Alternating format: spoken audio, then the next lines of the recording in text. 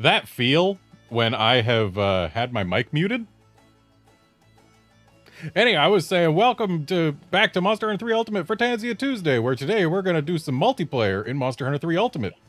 Because that's what we do on a Tanzia Tuesday. What are you thinking? We're not going to do multiplayer on a Tanzia Tuesday? But anyway, yeah, this is the thing. Free A, Lobby 3.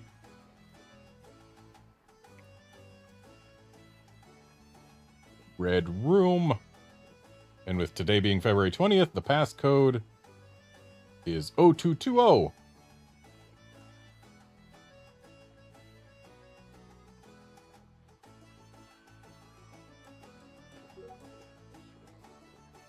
Welcome to the party, Wolfkinson. Hey, yeah, hey, Drake Gray. Hey, Wolfkinson. Hello.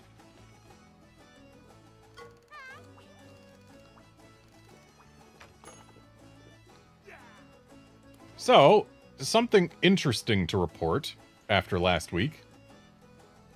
I did not get copyright claimed for Jen Moran. Which is interesting because that used to be one of the most guaranteed copyright claims. Also, I forgot to have us do Darren on Dundorma Saturday last week. Oops. Anyway. Wait. Lucent Narga's weak to ice, right?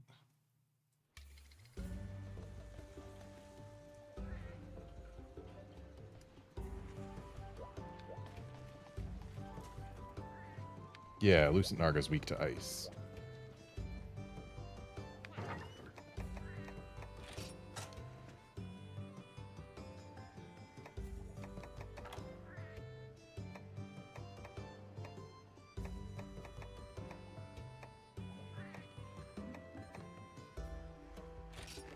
Which means Dragon's Roar gets to shine. Because the next alternative is Giga Gale Frost, which doesn't quite compete. I mean, it does in terms of ice, but not in terms of Purple Sharp. And 25% affinity means effectively 5% more raw. Which does put its raw above Dragon's Roar, but not by too much. Yeah, I think we should start with Lucent Narga today, because Lucent Narga is a thing that exists, and I don't recall if we've done one since it showed up in Sunbreak.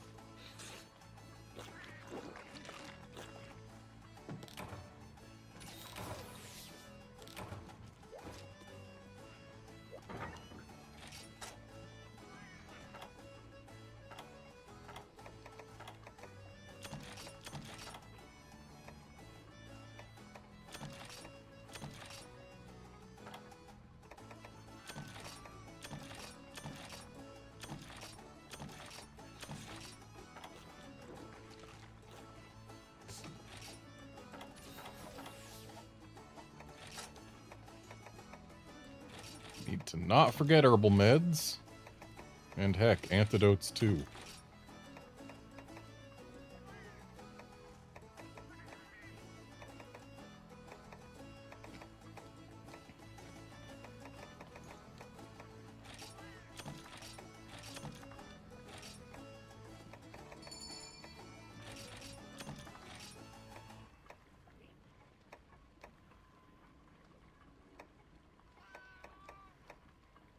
I feel like there's something else I should be bringing. What all have I got?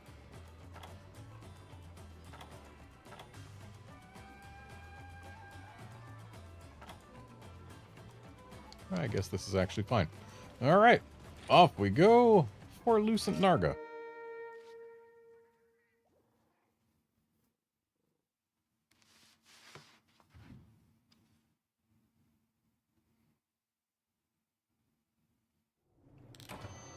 Still a shame how much they just ruined Lucent. I'm used to there being a box here. Every time this map has appeared after this game, there's been a box.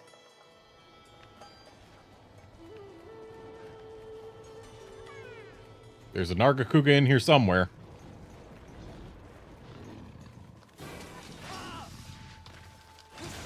Found it. But yeah, I was saying something and I've completely forgotten it. I was distracted by the lack of box.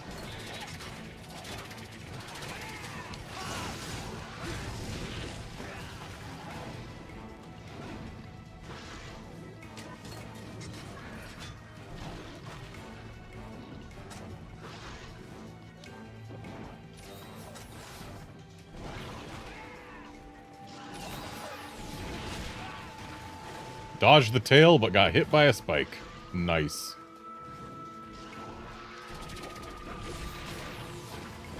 Ah, the good old-fashioned hit by a spike the moment you get an herbal med down. Truly, this is classic Lucent Narga.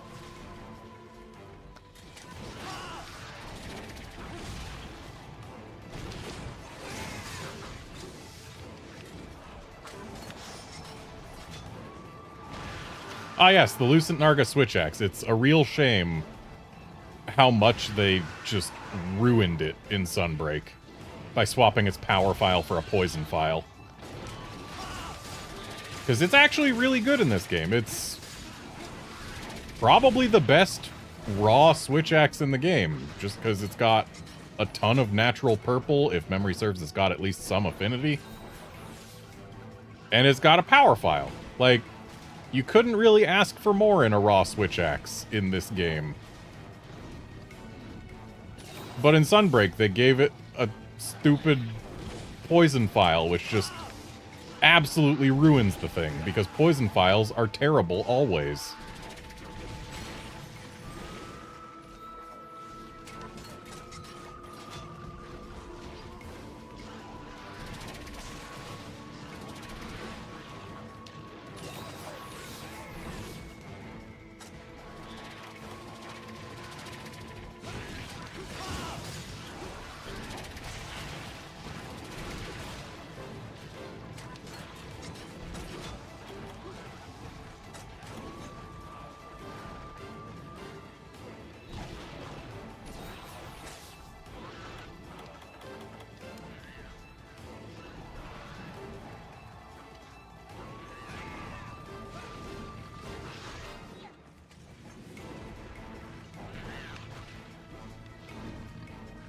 Though Sunbreak did make Lucent Narga a more fun fight. Like, this isn't bad, but it's certainly more unique in Sunbreak.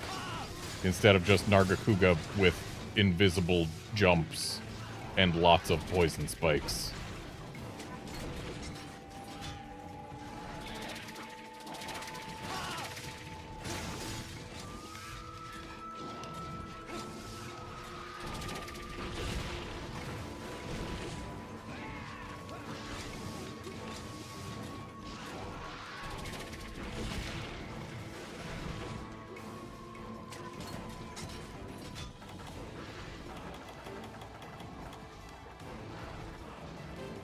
You know, sometimes I fight this thing and I don't get hit by that many poison spikes, and other times I get hit by all the poison spikes. This is definitely one of those latter cases.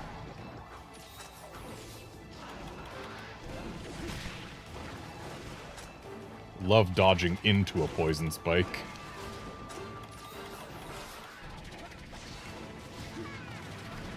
I almost did it again.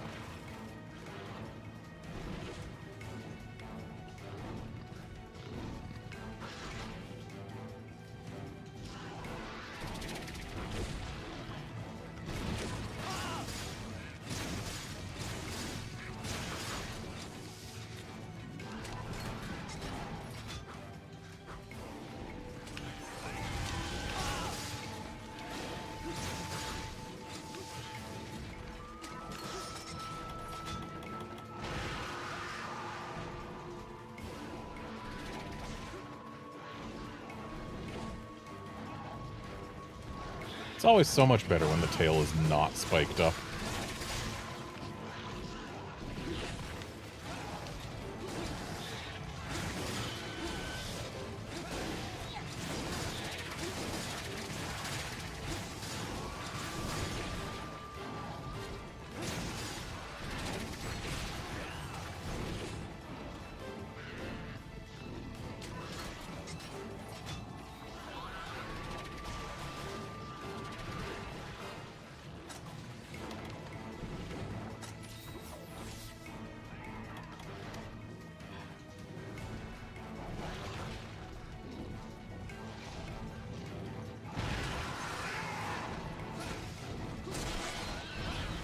Nice wing break.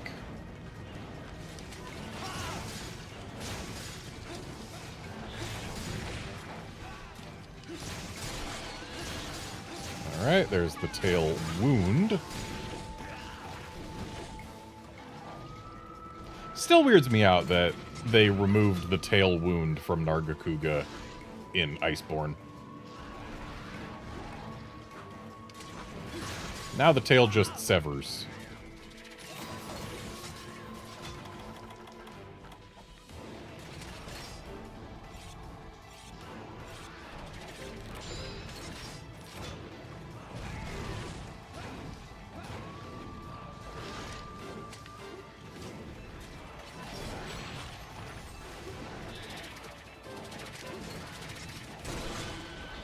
Nice face break.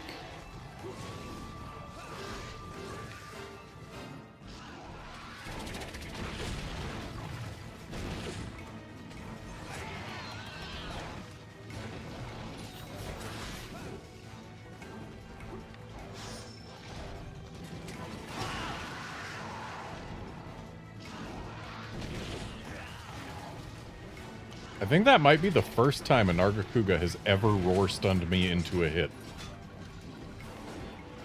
Mainly because Nargacuga's roar stun isn't long, and its roar also tends to be incredibly short-ranged.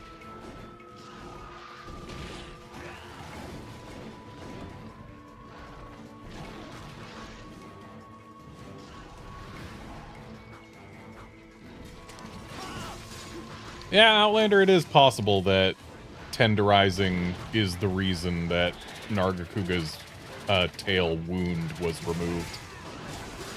But then again, you couldn't tenderize it in Rise, so I guess they just decided still not to bring it back.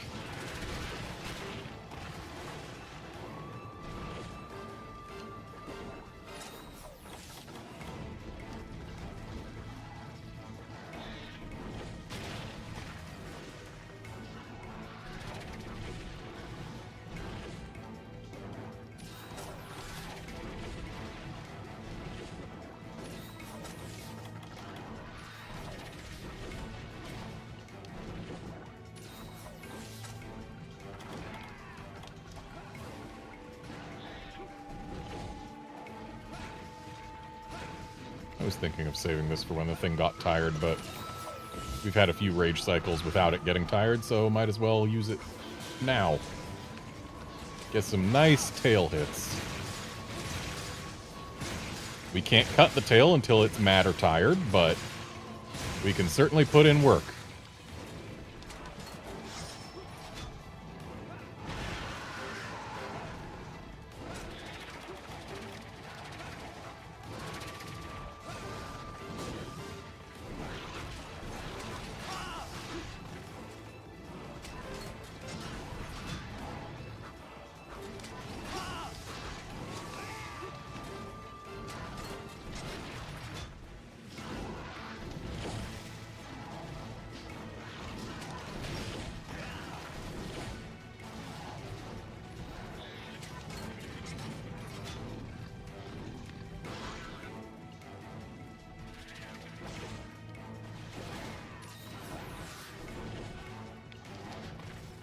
That was close.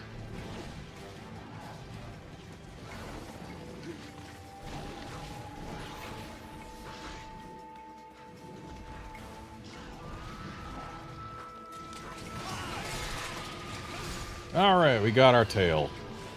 Unfortunately, that will do nothing to stop all of the spikes, but it will do something to get us an extra carve.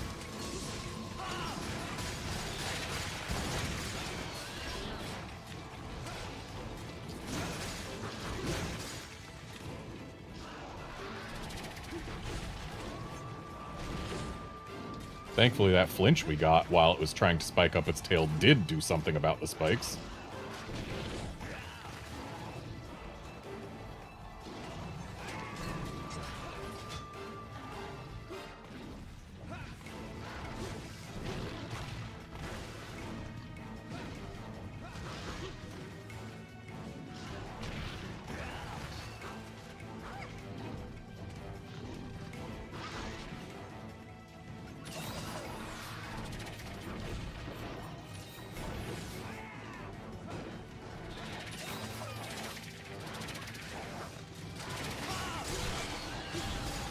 All right.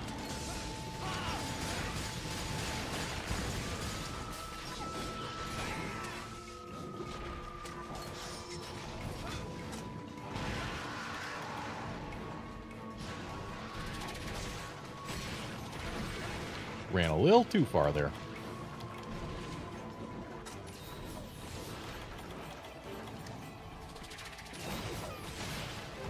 Ow. Good job, Kayamba. Unlike Cha-Cha, who jumped the gun.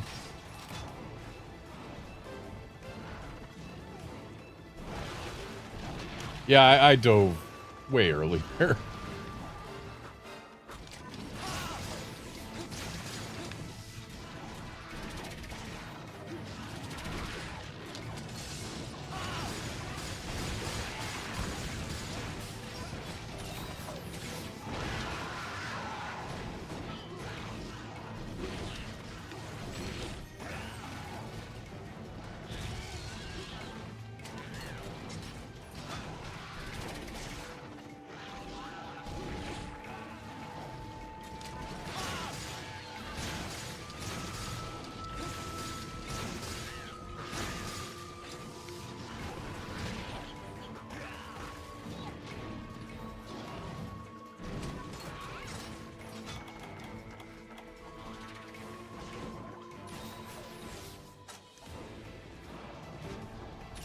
Right, it's minus to open the menu in this game.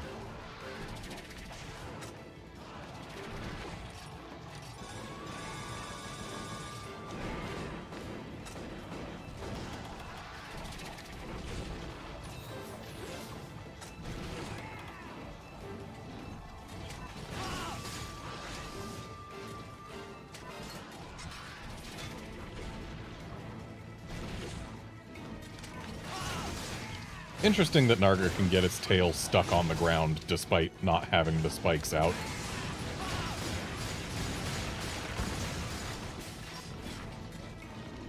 Oh, now it's tired.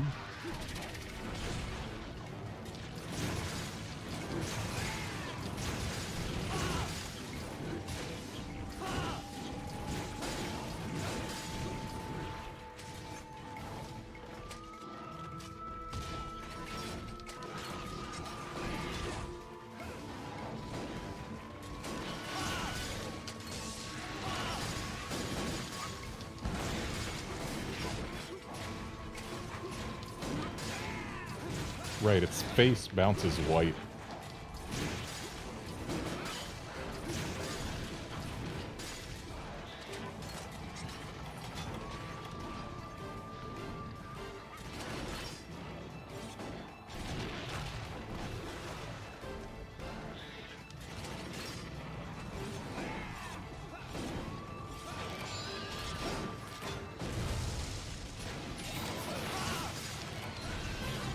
And there we go.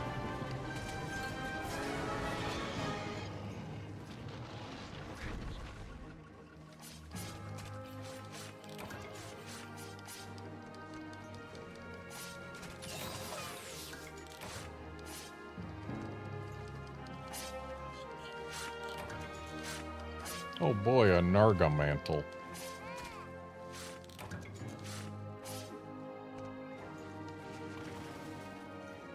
Everyone knows the cloudy moon shards are where it's at. Not the mantles. But at least there are dapples, because those have a fun name.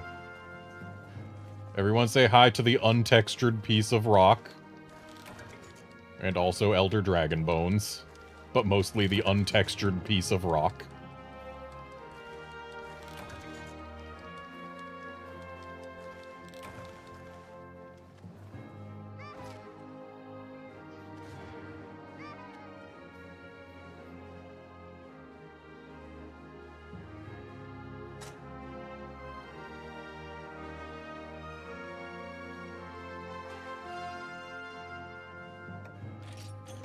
Oh boy, second mantle.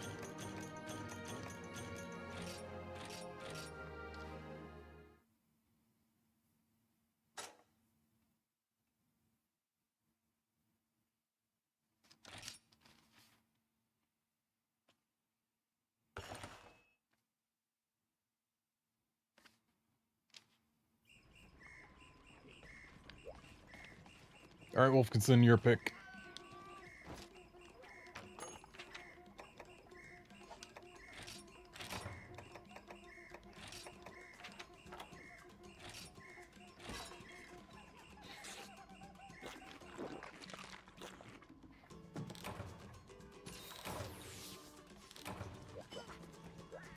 I love not getting Defender.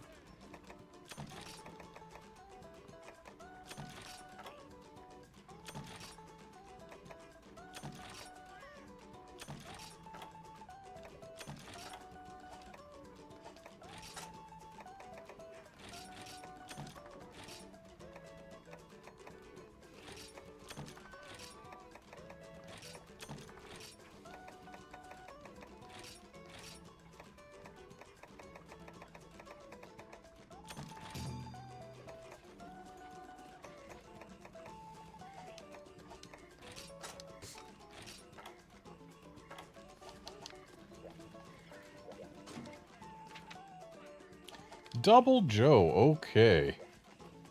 I'm gonna go grab my Nether Excellion for this. Because A, it looks cool, and B, lightning is good against Joe.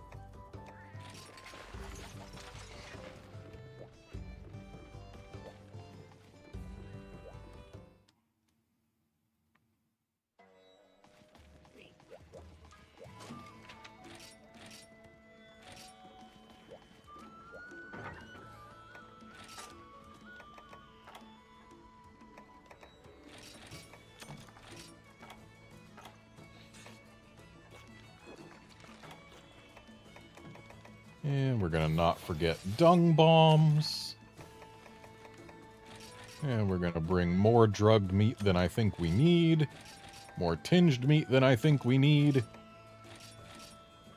And way more poisoned meat than I think we need. Because we want each Joe to eat 2 poisoned meat and 1 each of tinged and drugged. Might as well bring traps. And what else? This is in the arena, if I'm not mistaken.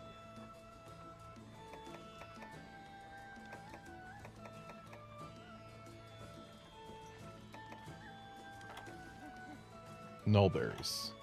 Do I have nullberries on me? Where are nullberries hiding? They're hiding right here.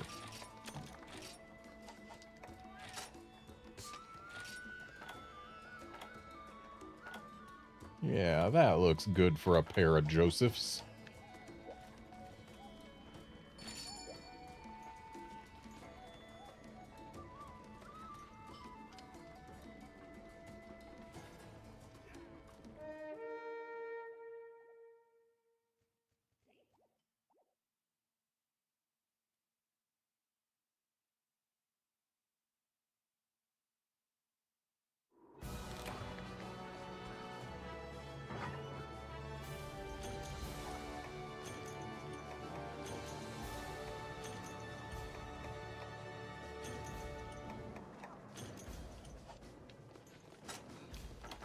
So here's the plan. I am going to put a piece of drugged meat way over in the corner by the Dragonators that we never get to fire in any quest, despite them being here. First Joe to eat this drugged meat gets ignored until he wakes up.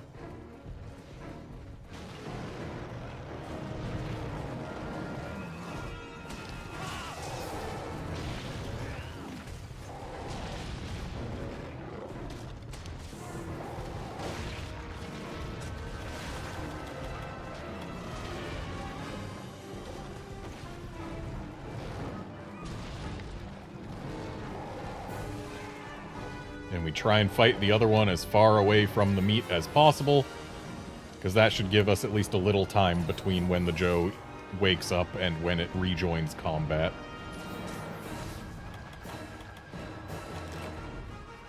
Oh! Well, since we only just started the quest,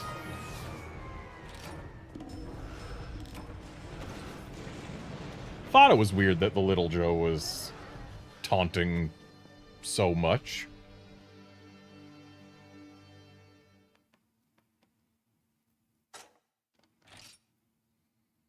Now to find out. Was it just Wolfkinson disconnecting? Was it me disconnecting? It was me disconnecting at least.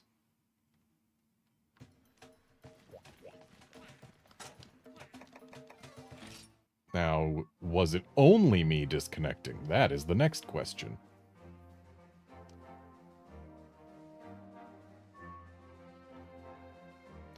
Judging by the fact that Free A has been entirely emptied, I think it was more than just me disconnecting.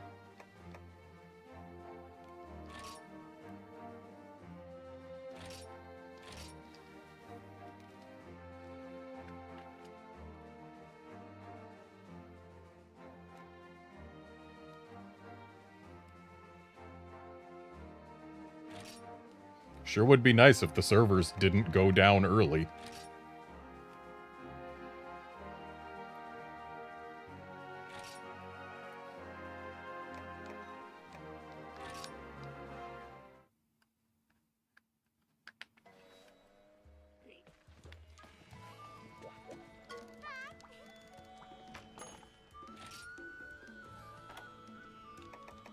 I'll go ahead and get that quest reposted.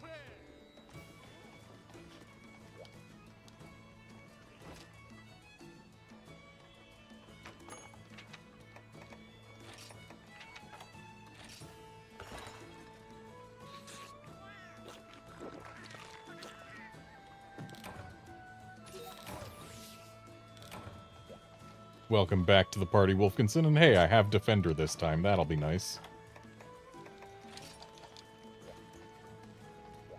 Don't forget to eat.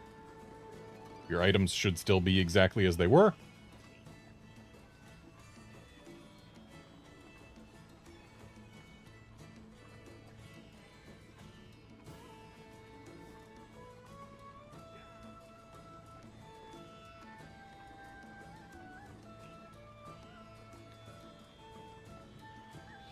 You know, I just got this thought in my head.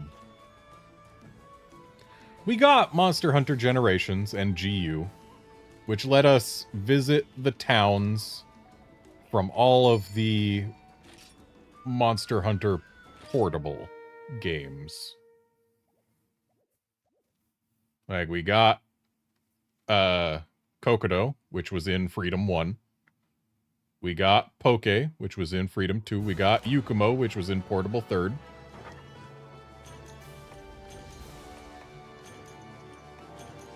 And we got Berna, which was Generations. But what if... Like, something worth noting. Is it just me, or are these pickles bigger? Maybe they're just closer, but I feel like they're also bigger. But the thing is, what I was getting at there. Generations did not have the guild hubs for those towns. Like, Yukumo didn't have its hot springs. We didn't have the Poke Guild hub. It was just the village. And only the village, nothing else. What if our next...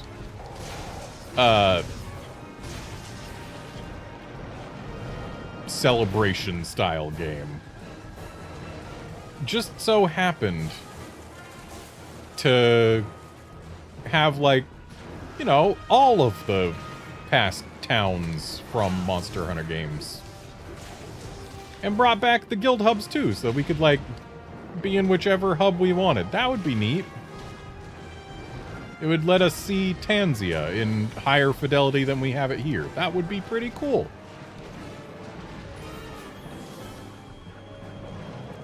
Of course, I'm asking for... Oh, we got a pickle eating the meat. Repeat, pickle eating meat. So, let's come over to this side of the arena to fight this pickle.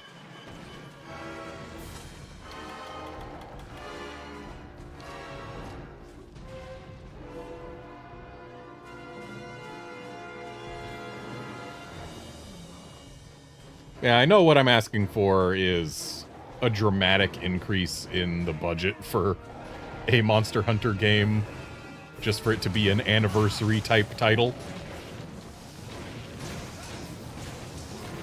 But, like, come on, how can you not want to see higher fidelity versions of all Monster... Ooh, that's something I forgot. Adamant seeds. It's not gonna matter too much. Yeah, like, I want to see high-fidelity versions of basically everything the franchise has ever offered. Pickle eating meat. Other pickle's awake, but he hasn't spotted us yet.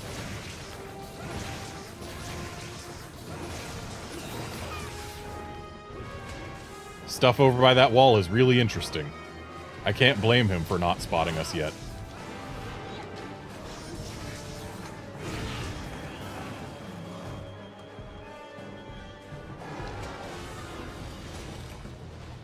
Rip.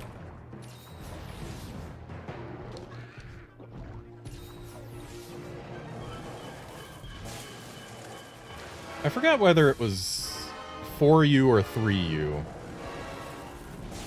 I think it was 3U. There was some... Yeah, it was definitely 3U.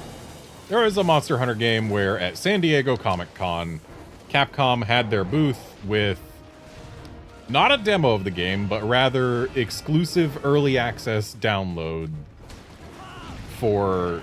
Yeah, it was definitely 3U because of the quest that came with it.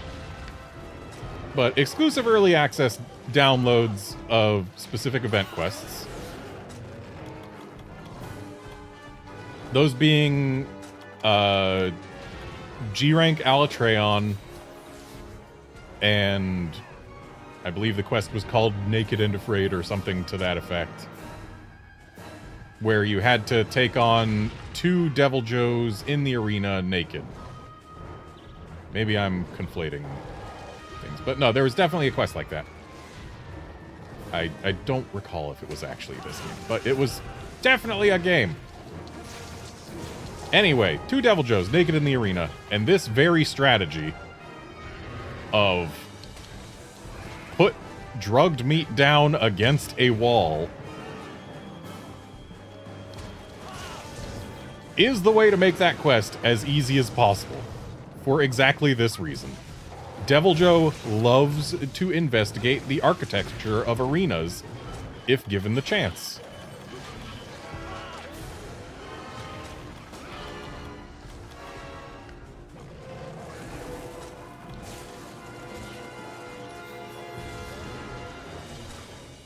Careful not to get too far that way.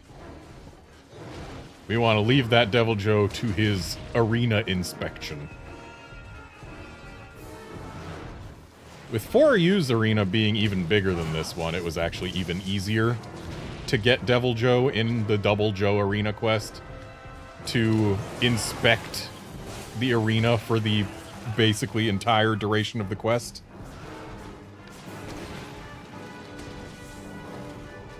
But even here, it works like a charm.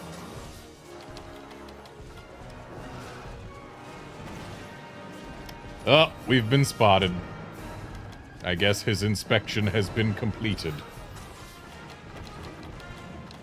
So, what I'm gonna do now is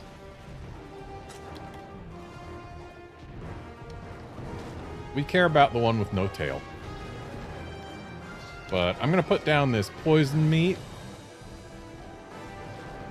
Was hoping that Tail Joe would just immediately want the poison meat. Ooh, Tailless Joe is hungry.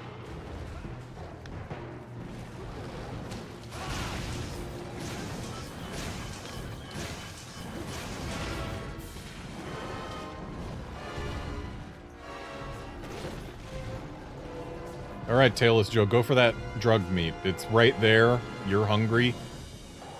It's closer to you than the poison meat is.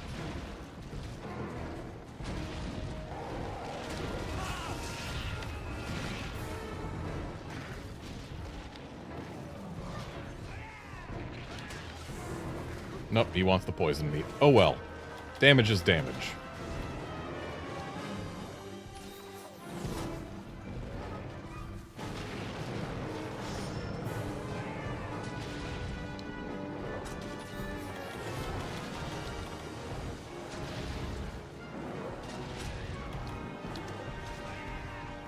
And since we have had a drugged meat, a poisoned meat, and a tinged meat eaten, though not all by the same Devil Joe, poison meat is the only type of meat that is currently guaranteed to show an effect regardless of which Joe eats it. Because Devil Joe is alone among all monsters that eat meat in that he can be poisoned by poisoned meat twice in one quest.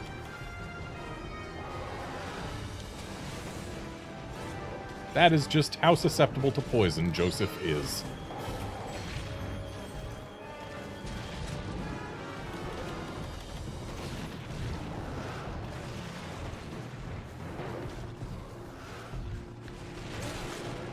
Good job breaking other Joe's face, Joe.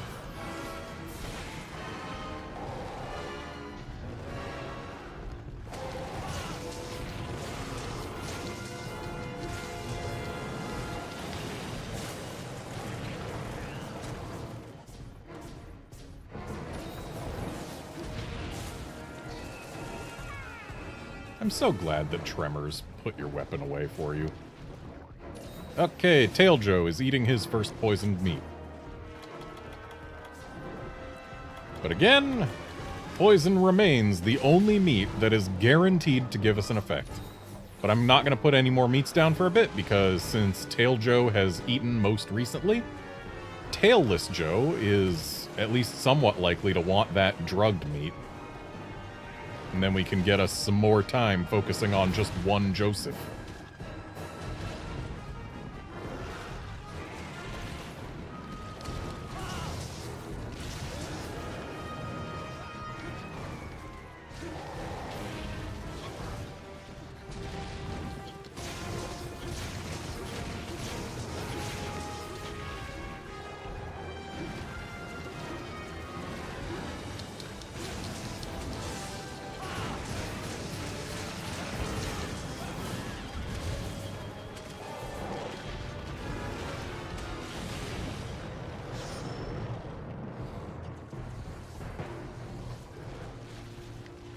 Checking the meat is still there.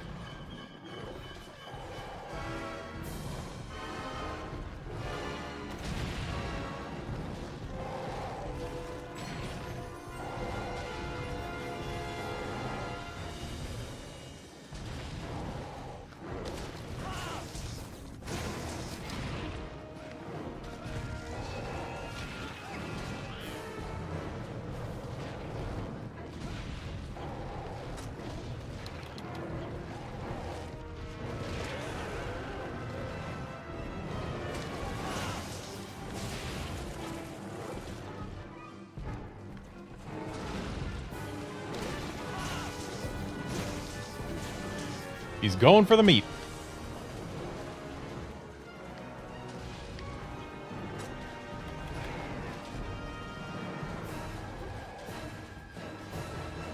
And you know what?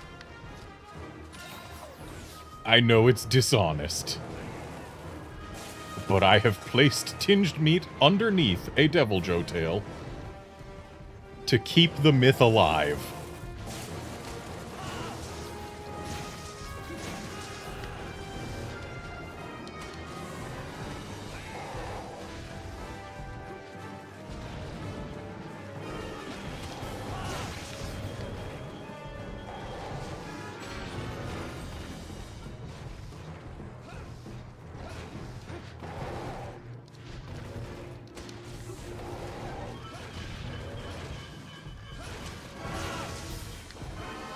He is eating the meat.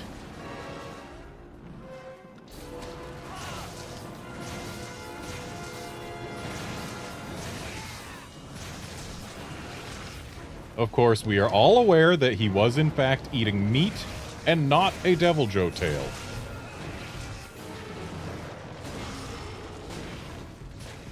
Twas dishonesty that I was doing there. Oh, dang. Kayamba was too close to other Joe and got it into combat immediately.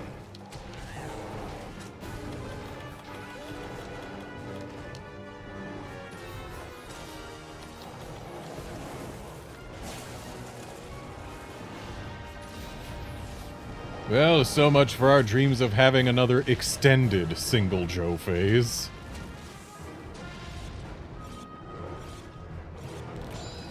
So the one that's not mad right now is the one that we have done more work on. So if we can get rid of this one, which will be easier than getting rid of the other one, we'll be back to single Joe mode.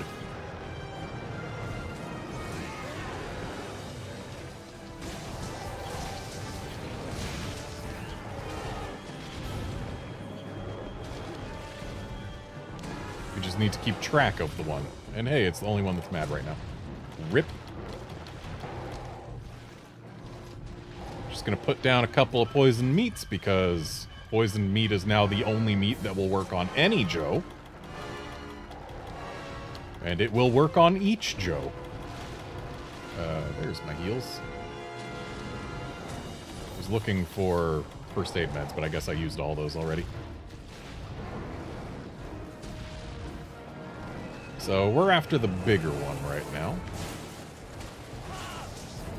And he is dead. That makes things easier.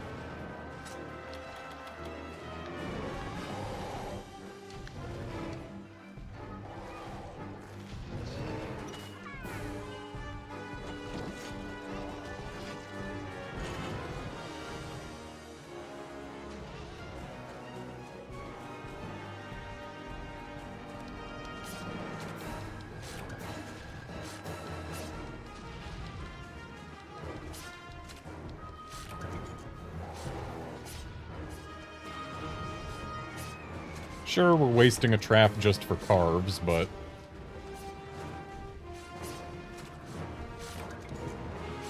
we only have a single Joe to worry about now, so it's not the worst.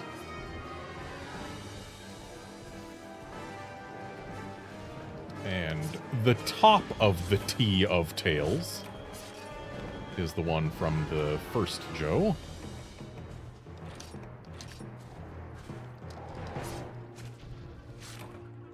Dang, I missed one carve.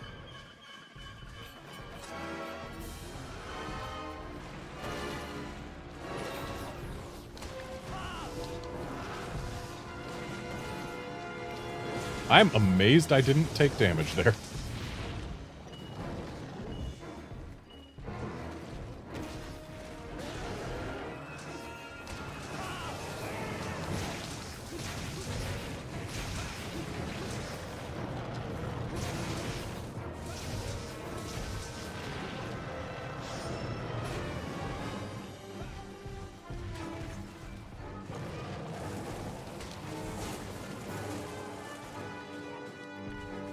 So unfortunately, this last poison meat here is just completely worthless, other than for keeping the Joe still for a brief moment, as long as it takes him to eat it.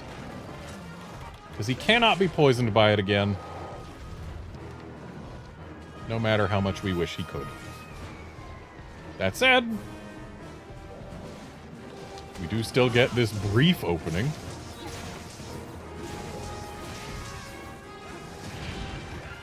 It's not valueless. And since he was already mad, it shouldn't actually affect his stamina.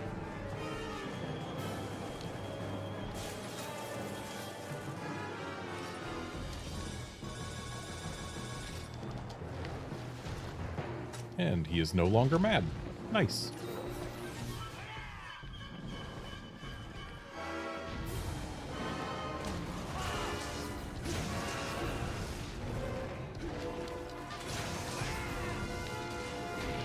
Next flinch we get on that left leg is going to topple him.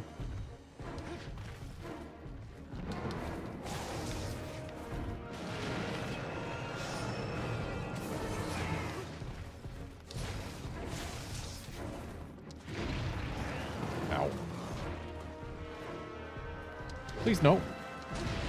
Ooh, that was close. Saw death coming for me.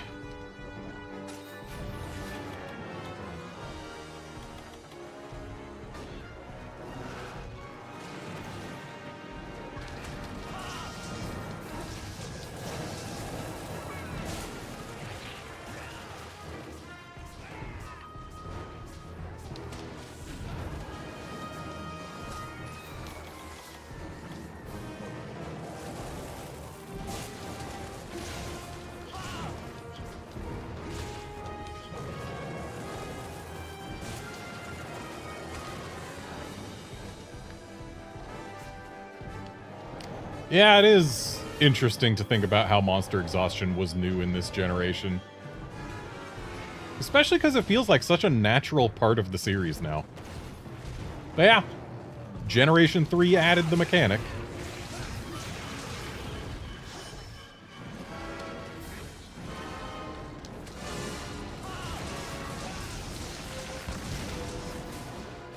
Sorry for launching you there. But it worked out.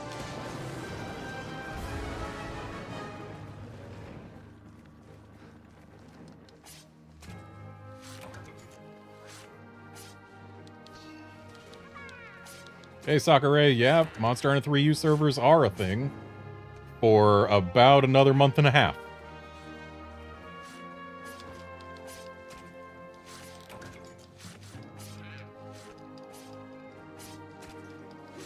And we are taking advantage of that every Tuesday, at least until Dragon's Dogma 2 drops.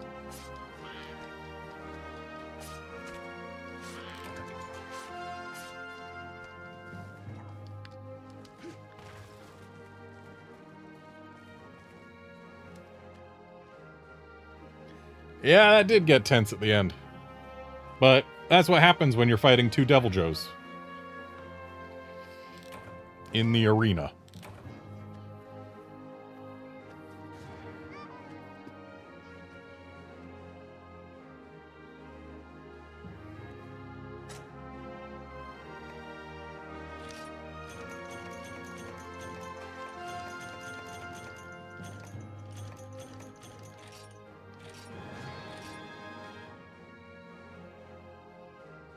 And Big Joe was only 20 centimeters bigger than Small Joe.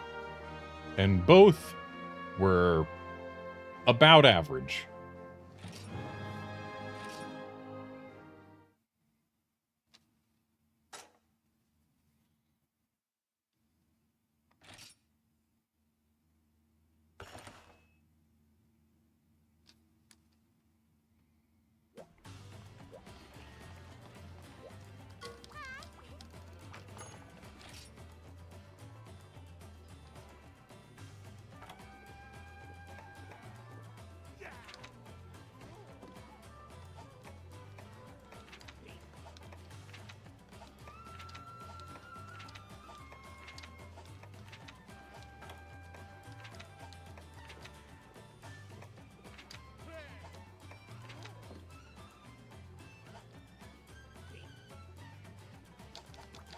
I'm gonna go get a fire weapon.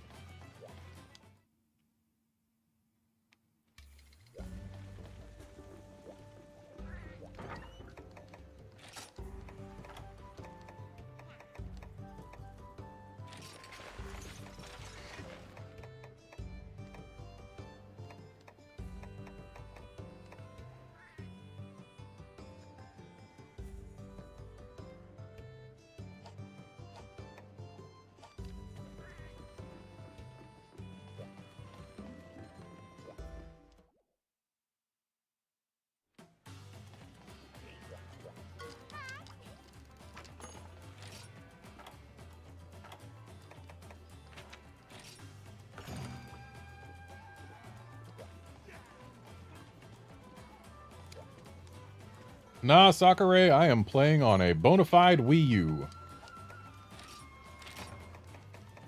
As is Wolfkinson.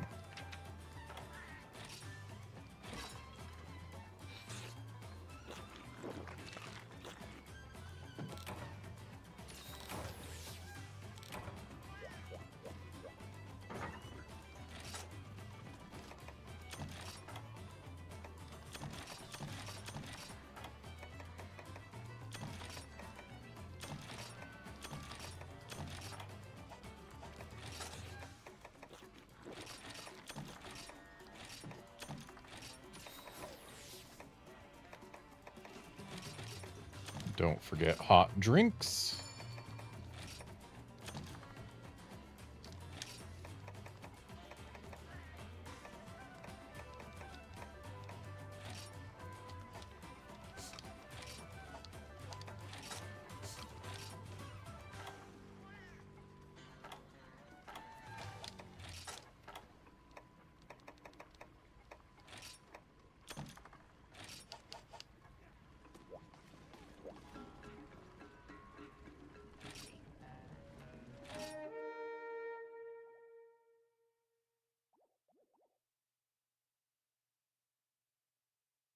Sakurai Wii U's cannot stream. I have it running through a capture card on my PC. So HDMI is going from the Wii U into the capture card, then from the capture card into the TV. So capture card intercepts the signal and streams it to you via the PC.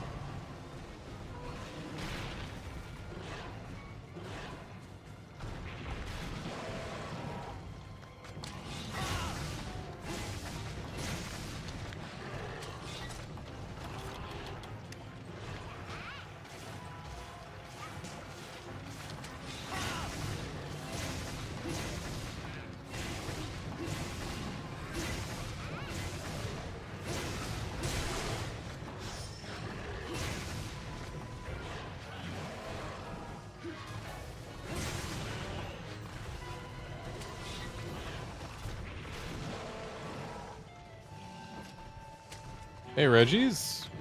Good on you finding your 3 ultimate main.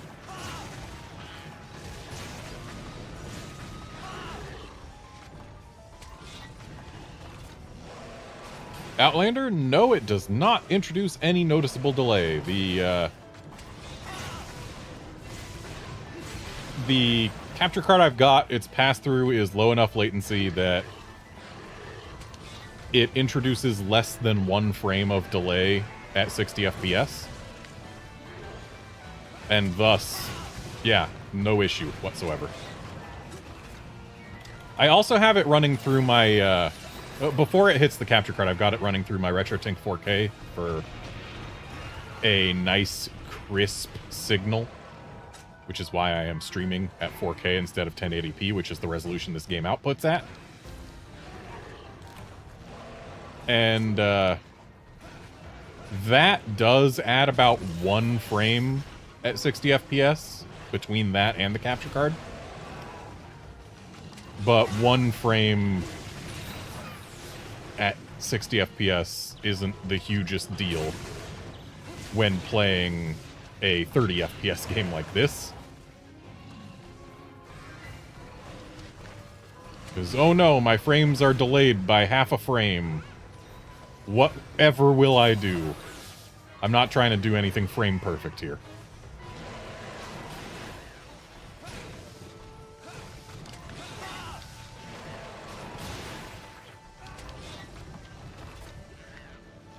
Alright, later, Drake Great. Thanks for dropping by.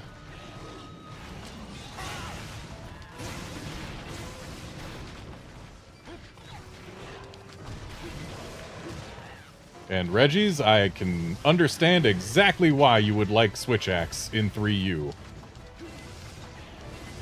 Because I like Switch Axe too.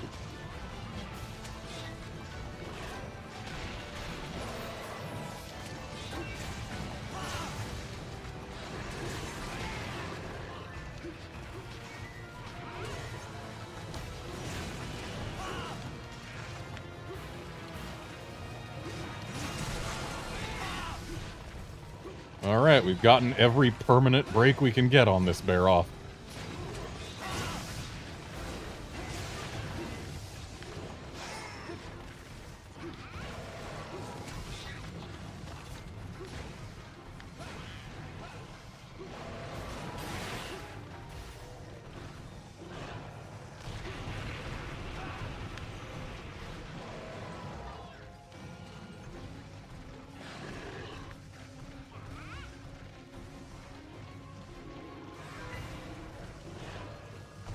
So, Reggie's, the things to remember about Switch Axe in this game. Power file is better than all other files, unless the stats are significantly better enough on an element file to make it worth it. For example, the Crimsidian that I am using now over the Hellstrong Flame Bath, I think it's called. Whatever the Agnactor Switch Axe is. Crimsidian beats it out, specifically just because it's got so much better sharpness and so much more element. And beyond there, it's just about knowing your combos. When you do the upswing in axe mode, always follow it with one swing of wild swing before doing the overhead chop, because it's a more efficient way to do damage than just going straight from the upswing to the overhead chop. You get one more hit in, or 0 more time investment.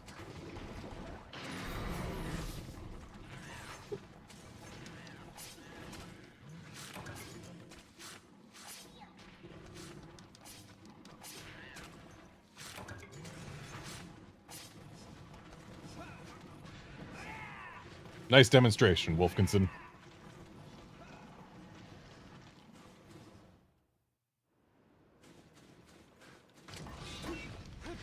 Yes, doing... excuse me, I was pressing X and A at the same time. Doing this instead of this. The overhead chop does the same damage either way. But when you do this, you get that one extra swing in for no extra time investment. Very important Switch Axe tech.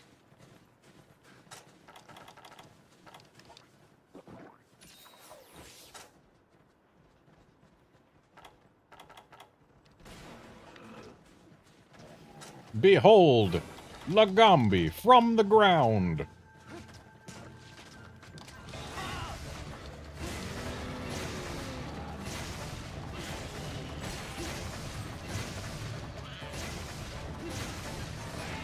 Yeah, Wolfkinson, I never would have figured it out myself either. I had it pointed out to me. Luckily, I had it pointed out to me on the Capcom Unity forums way back in the day. Back when this game was still the most modern Monster Hunter game. So, I have known about it for quite some time, and been able to put it to use all this time.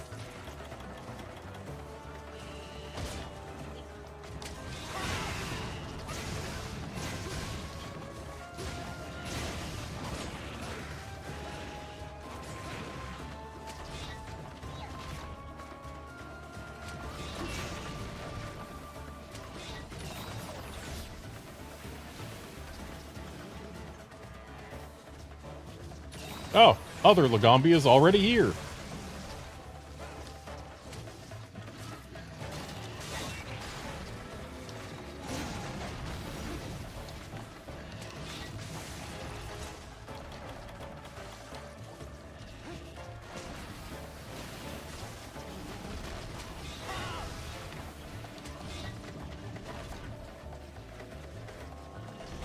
And since these are just Lagambis, I'm implementing the dung pods, dung bombs. Tried to say dung bombs and dung pods at the same time. This game, they're dung bombs, not dung pods. But anyway, they're for cowards when it's just 2 Lagambis. And also all other times, but sometimes it's okay to be a coward. But in this case, other Lagambi has already left, so no cowardice required.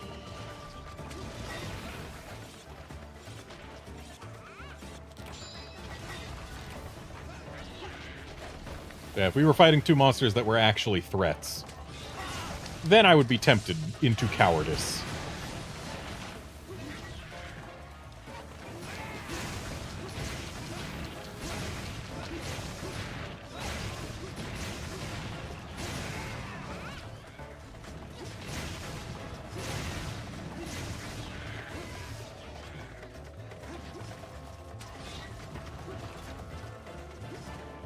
Don't you like how this Lagombi doesn't start turbo limping after like 3 seconds?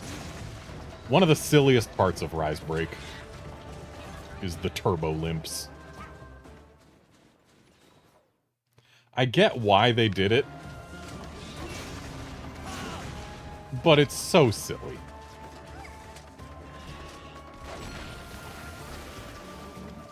Because, like, if they're limping, they should never engage turbo. They are limping.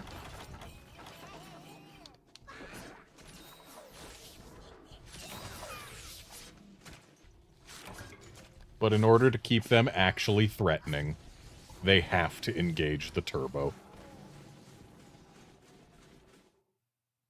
Instead of letting us just beat on them for the entire distance between where they are and the zone they're trying to get to. It's because there are no load zones, and they have to go so far that they allow them to engage turbo.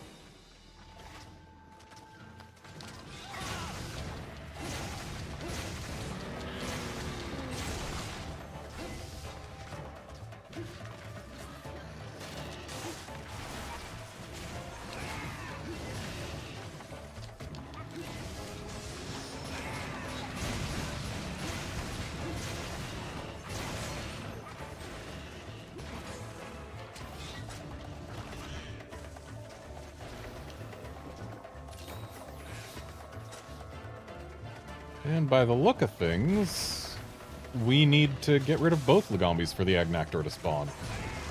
Which is good, because if it wasn't the case, then the Agnactor would probably already be in this very area. And that would certainly complicate things.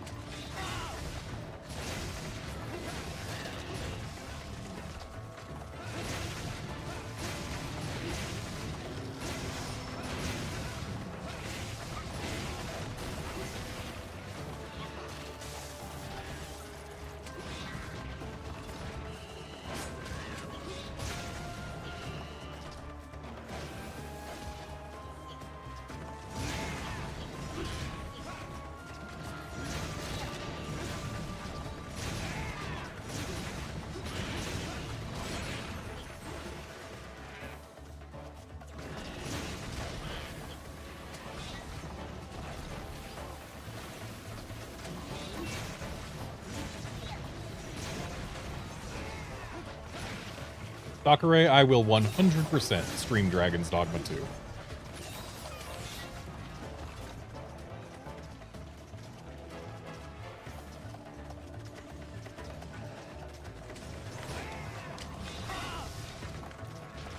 fact, I recently streamed Dragon's Dogma 1 because Dragon's Dogma 2 hype.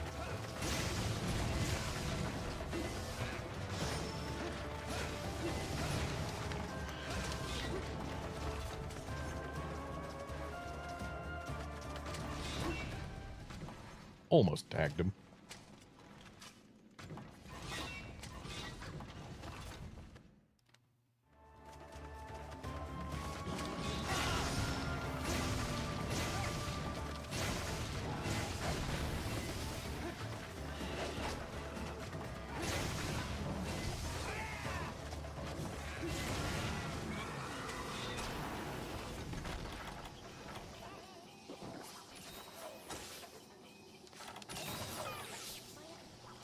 Well, I very clearly need to use this Mega Potion.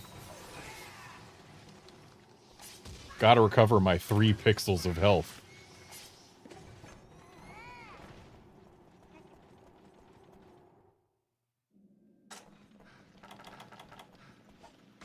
And Agnactor should start in here, if I'm not mistaken.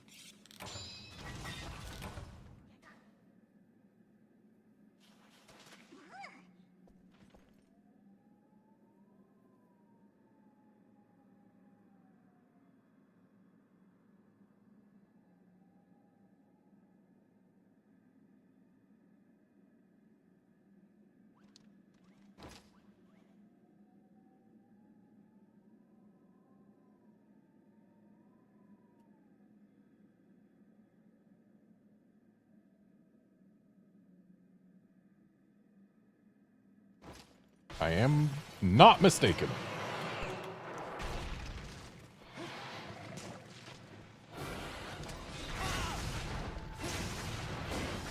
Why did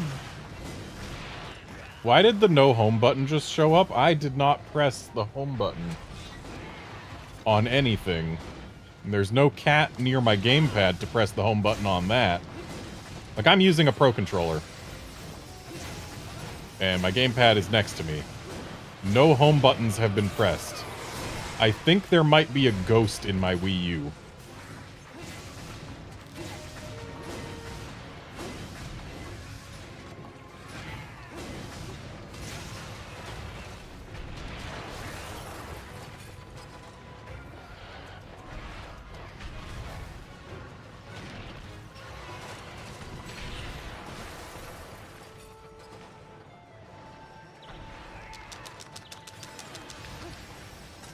I'm glad that was a straight beam and not a sweep beam.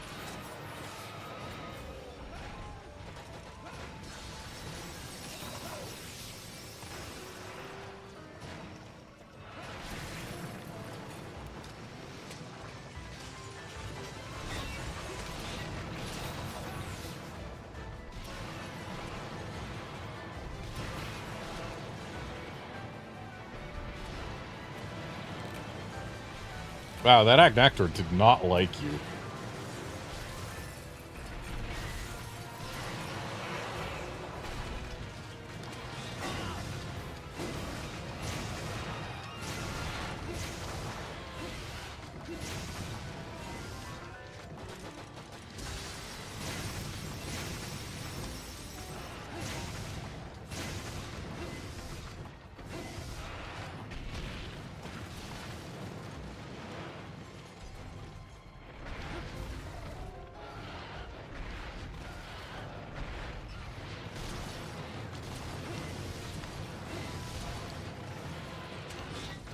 Yes, Outlander, this theme is so good.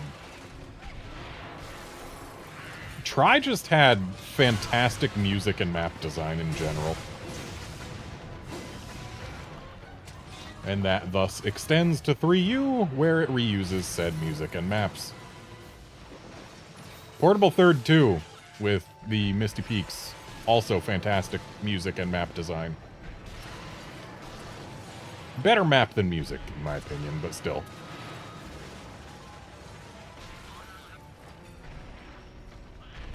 Gen 3 just had far and away... Right, he can go into the ceiling. Gen 3 had far and away the best map design out of all the classic Monster Hunter games. That includes the 4th gen stuff.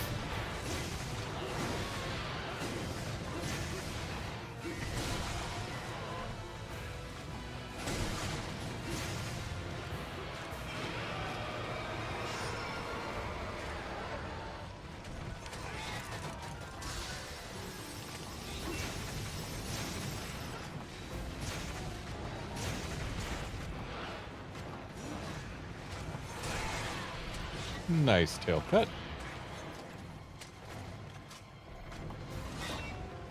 Yeah, like, you look at, honestly, all of the volcano maps in the franchise. I would say that the Gen 3 volcano has all of them beat.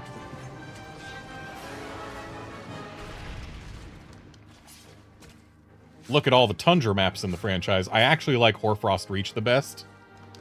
But this one is second place.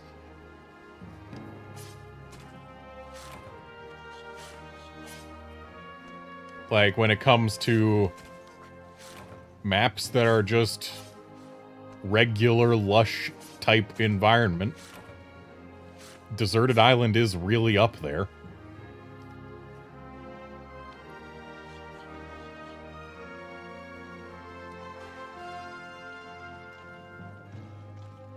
When you look at deserts in the Monster Hunter franchise, I would say that the Sandy Plains is the best one. Like, yeah, all of the biomes that Gen 3 maps cover, I would say the Gen 3 version is the best or the best classic example.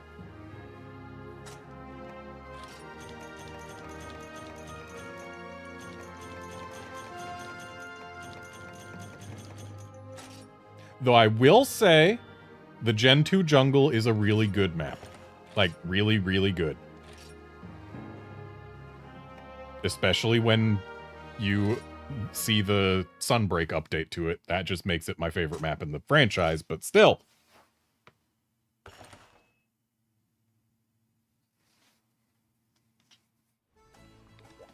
Alright, Wolfkinson, your pick. Yeah, Deserted Island, real good.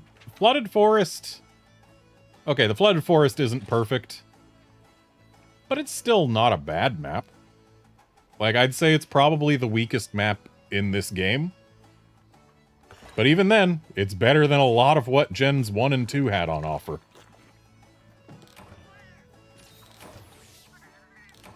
But yeah, the Gen 2 jungle in Gen 2 and in Gen 4, as presented in Generations Ultimate, I think also in base gen.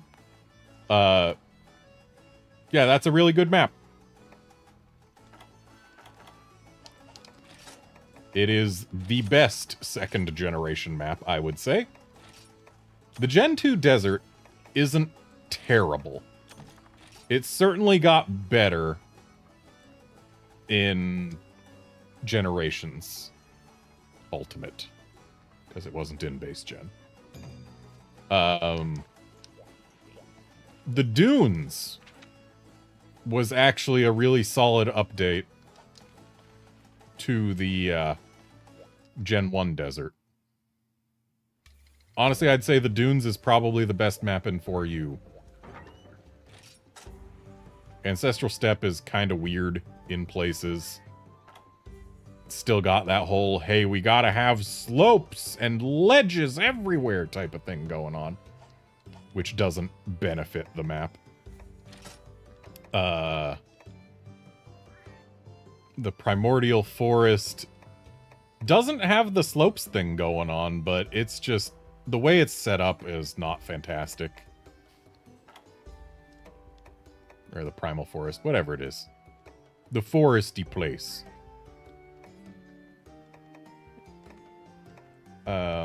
What else?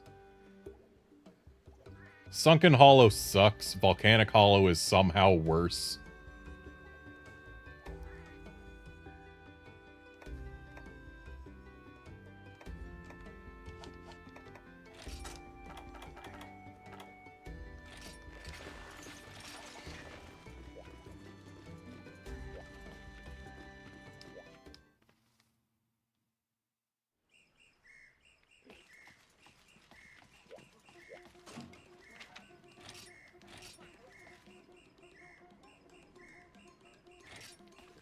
Oh yeah, it's just a whole thing. It's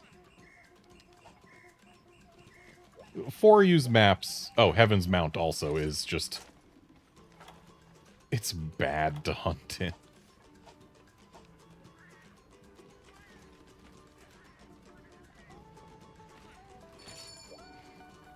But the Dunes. The Dunes is a solid map and a substantial upgrade over the Gen 1 desert it was based on. Like, it's supposed to be the same map, but they made significant changes to it that dramatically improved it.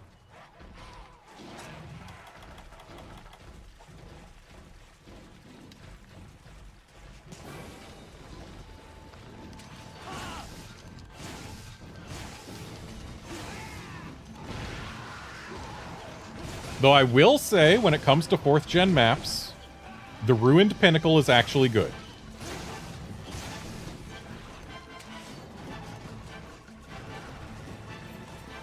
It's certainly not perfect, but it's good.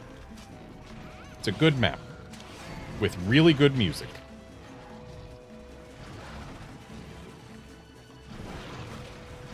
Oh, the Frozen Seaway is also a map. That one, there are parts of it that are all right, but again, it's got the whole slopes and ledges issue for a lot of it, especially the main central slope. Fighting monsters that stick to the caves, it feels like just a really boring tundra map. Like a more aesthetically less exciting version of the 3U tundra. Like, sure, it's got the skeleton in the wall, but that's the only real visual interesting part of the caves, and like, meh. 3U tundra has better caves, and the caves are the best part of the Frozen Seaway. Other than its music, the Frozen Seaway's music is phenomenal.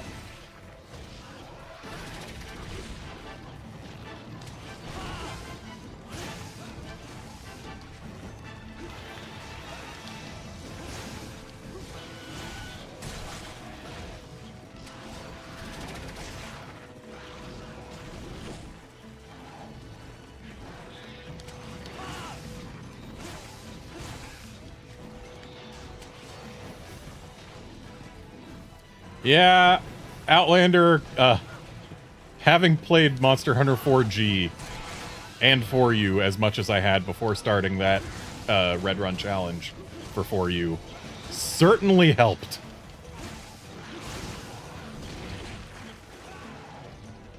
And the fact that it was still the freshest game in the franchise meant that my memory had not yet faded. I still do have a pretty decent memory of where monsters spawn and go and all of that. But, yeah, it's a thing.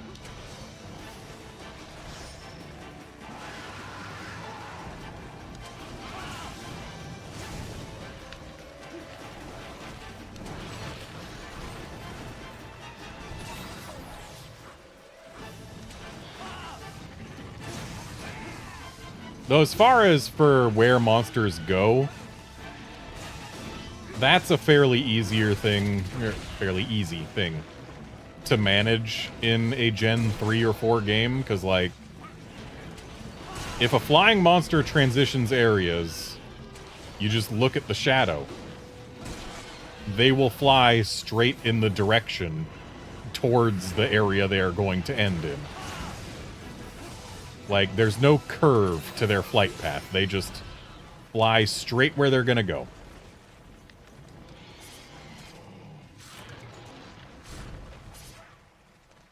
So you just look at the map, and as the bird, or as the crow flies, look at which area of the map is on that path. And that's where you go. Meanwhile, you cannot say the same for Gen 2 and earlier.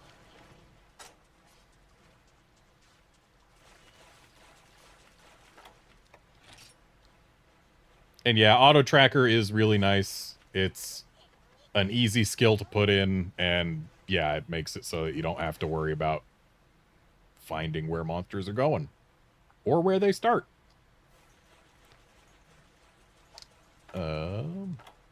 Right, I was gonna look at quest info. Who's next? Doesn't say. But I think it's Rathian who starts here.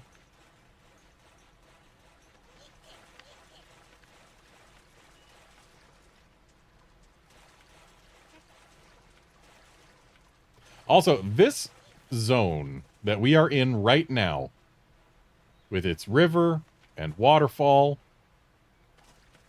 aesthetically my favorite zone in this game. I'm a sucker for mountain rivers. All right, Rathian starts in there. And in fact, the Japanese name for the map we know as Misty Peaks can in fact be translated to Mountain Stream.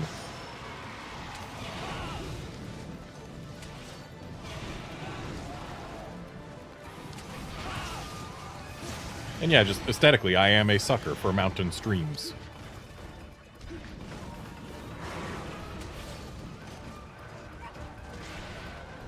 It's actually something I rather liked about living in Japan, is you can go on nature walks in most of the country and see mountain streams, because turns out 70% of Japan is on a slope of at least 15 degrees.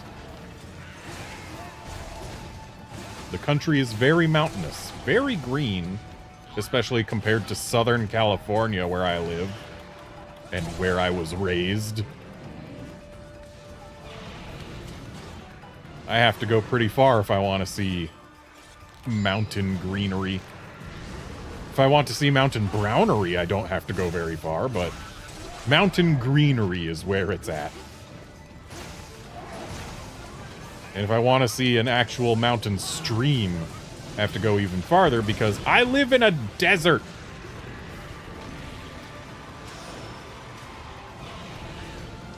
Like, it's not the type of desert you think of, like, if you're playing a Monster Hunter game and you hear the word desert. But water is not a thing here. Not so much. I really like green places.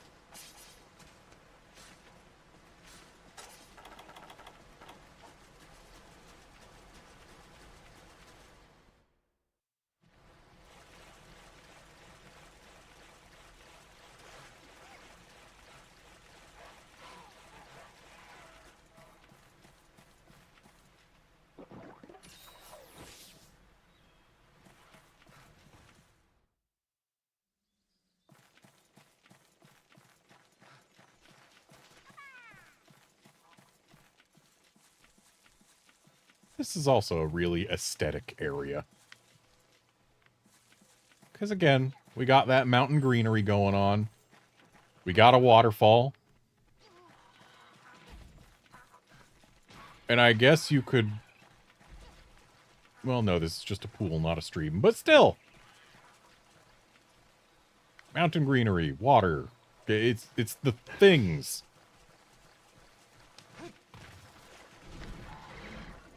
Behold, dog.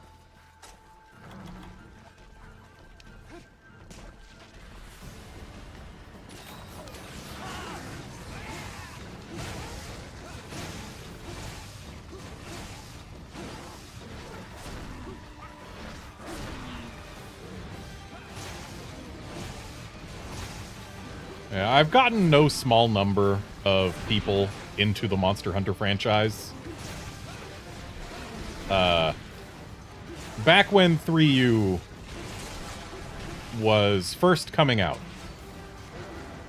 I frequently attended Street Pass San Diego gatherings. It was one of the two largest Street Pass communities in the country.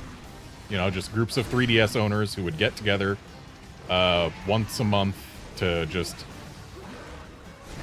or at least once a month, to just hang out and play 3DS games together, get a whole bunch of Street Pass tags, because a whole bunch of people were in one place with 3DSs.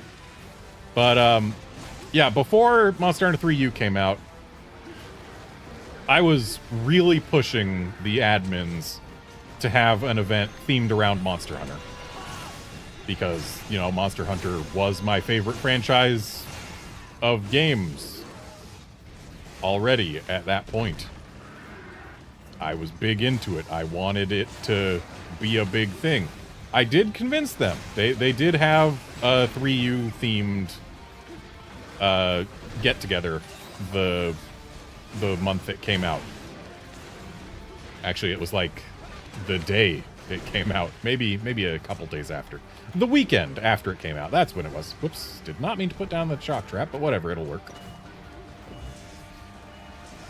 But anyway, I had a whole bunch of people playing Monster Hunter together. I and a couple other people were handed early copies so that we could use them as effectively demo stations. And we were told, hey, try and get the files ready for multiplayer so that people can just test it out and play the game, see if they like it. Everyone else took that to mean create a character and that's it. I got to high rank in the 1 week that we had beforehand. Got my character, you know, to the very start of high rank and had a bunch of potions and mega potions.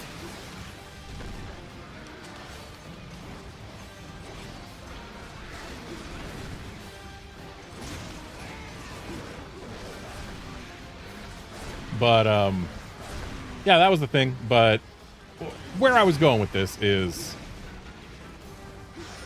there was one other person there who had, who wasn't a friend from outside Street Pass San Diego, who had Monster Hunter even on their radar. And that was because he was a Japanese man who had a Japanese 3DS and had already been playing Monster Hunter Tri-G on his Japanese 3DS.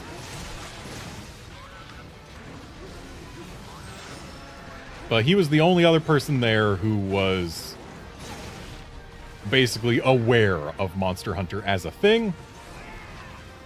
And I convinced a handful of people there to, you know, actually get the game, give it a try. I basically taught them everything they knew about monster huntering. And we eventually had 2 full groups of 4 regularly going at Street Pass events for a good while, between Monster Hunter 3U and then later 4U. And every one of them was someone that I had introduced to the game, with one exception, who was a friend from outside Street Pass.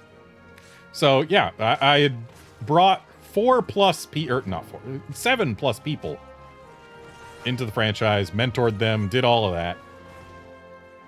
And one of the things that I always told them when they were starting out is that, you know, it's good to get maps early on to familiarize yourselves with the layout of the environments of your hunting locales. But while we were hunting, I would always tell them that, you know, you can try and tell me what number of area you're going to and all that, but I will have no idea where you're going. Because my strategy is to memorize what the areas look like. So what's there. Like, to me, this is the Misty Peaks Plateau area. It feels like it's got the highest elevation. There's the stream, there's the beach, there's the ruined village, there's the cave. If you describe the area to me with words like that, I will know exactly where you're talking about. If you tell me the area number, no idea. Why is that? Because when you hit high rank, you don't always have the map. So I always told them, you know, try and familiarize yourself with the area.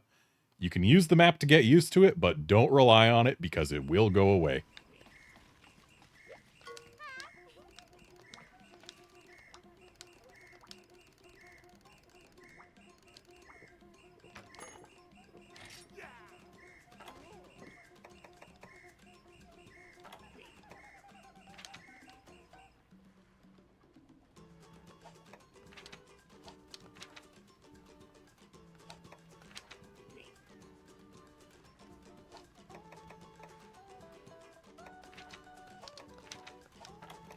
So that is part of why I am so familiar with all of the maps in the Monster Hunter games, is just I put in the effort to memorize them.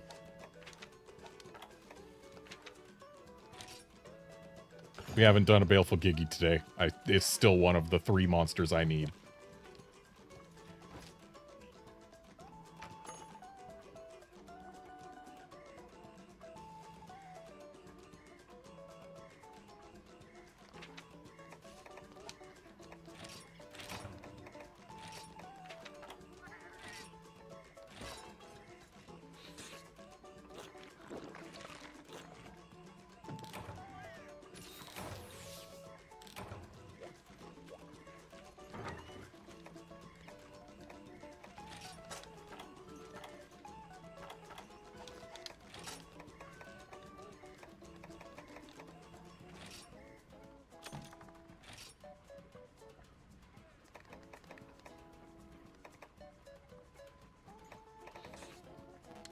Outlander, if you were to describe to me a place in the ancient forest and tell me where to go, like, say, Toby's Playground, or the Hanging Rock, or the Wrath Nest, or Puke's house, tell me any of those places in the ancient forest, like any place where you actually hunt monsters, and I can get there on what may be the most efficient path, or may not, I'm not entirely certain, but on a decently efficient path, at the very least, from anywhere else in the ancient forest. So yes, I do have that map memorized. Like, the corners where monsters are never fought, those I might struggle to find. But if it's a place where you actually fight monsters, I can get there. Like, I know my way around the ancient forest for the purposes of hunting monsters.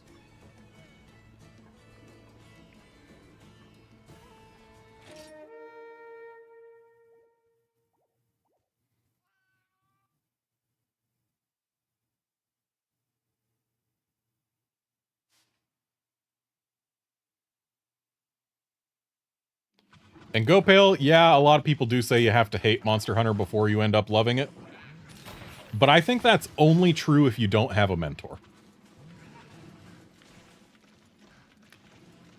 Having a mentor for Monster Hunter games can make all the difference.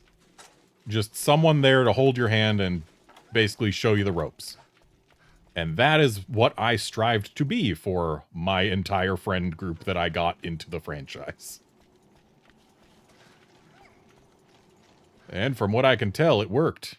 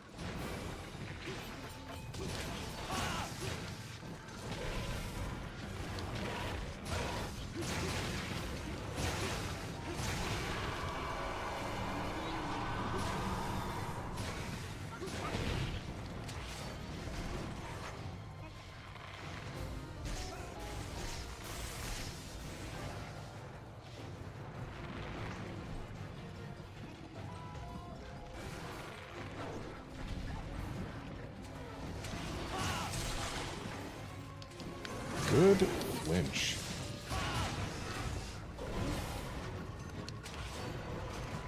Hell, I actually have two of my real-life friends who... they had never personally owned Monster Hunter games before. One of them had at least... Wait, this is a Mega Potion quest? But it's only 2 monsters.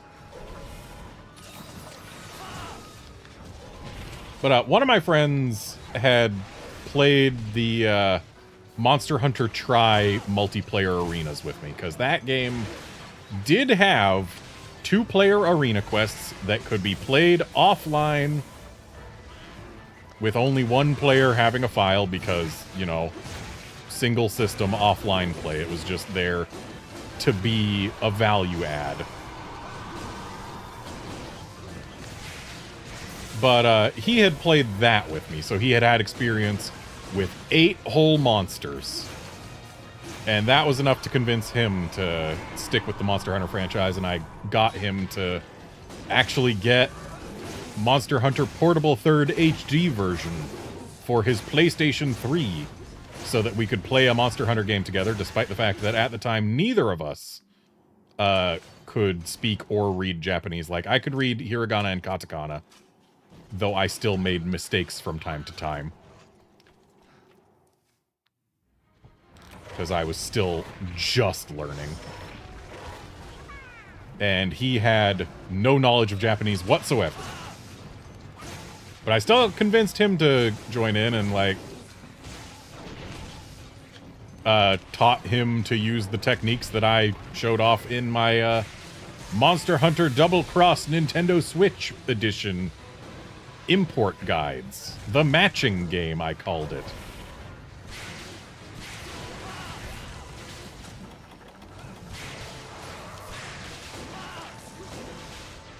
But yeah, I taught him to use those techniques, like use wikis, websites, that sort of thing, and just try and match the symbols you see. You don't gotta be able to read anything, just learn to match them. If you know yes and no, the rest of it is just fumble through menus until you get the thing that you want to have done, accomplished. And convinced him to get Portable 3rd, and we had a blast playing that. We both got to post-game, all of that. Even got a...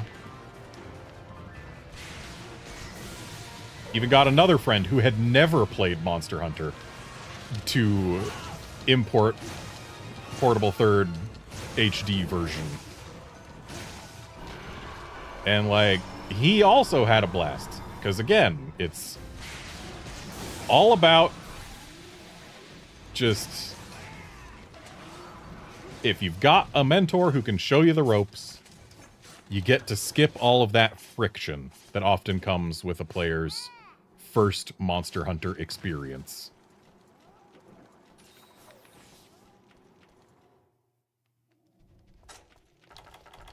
So, Outlander, as far as playing a stream of a Japanese-only game and live translating it, while that would be a thing that I could do, for the most part, I would rather not, because translating games is literally my job right now. And doing more of that, but for no pay. It's one of those things, like, I love playing video games. I love translating video games. But I translate video games for money, and if I start doing it for free, then it's just doing work. Actual work for nothing. Without having any real separation between work and play.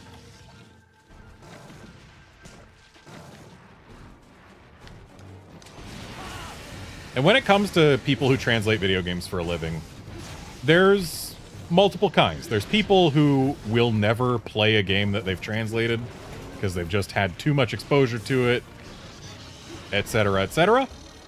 And there's people who are like, oh, I can't wait to play this game I translated and see all of the translations in action. I personally do kind of fall closer to the latter. But there's still that reality that, you know, when you're doing the thing that you literally do for a job, but not for a job, it feels like you're doing work instead of playing games and not getting paid for it.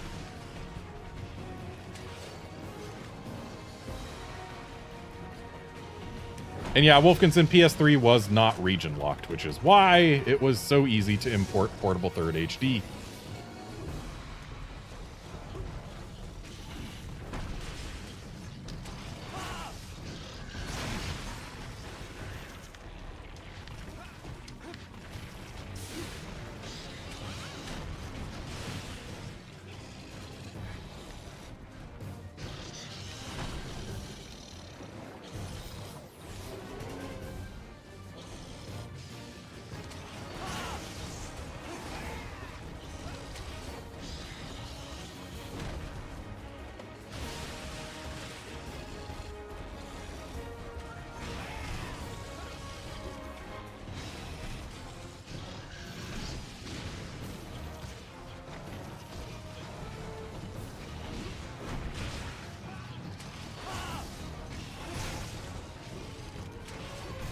Yeah, actually, when it comes to PS3 games, I think I have just as many Japanese ones as I do English ones.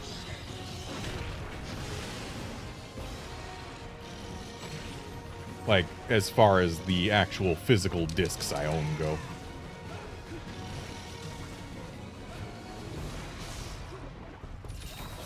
Though, admittedly, that probably wasn't the case originally, before the PS4 came out and started getting a whole bunch of PS3 games ported to it.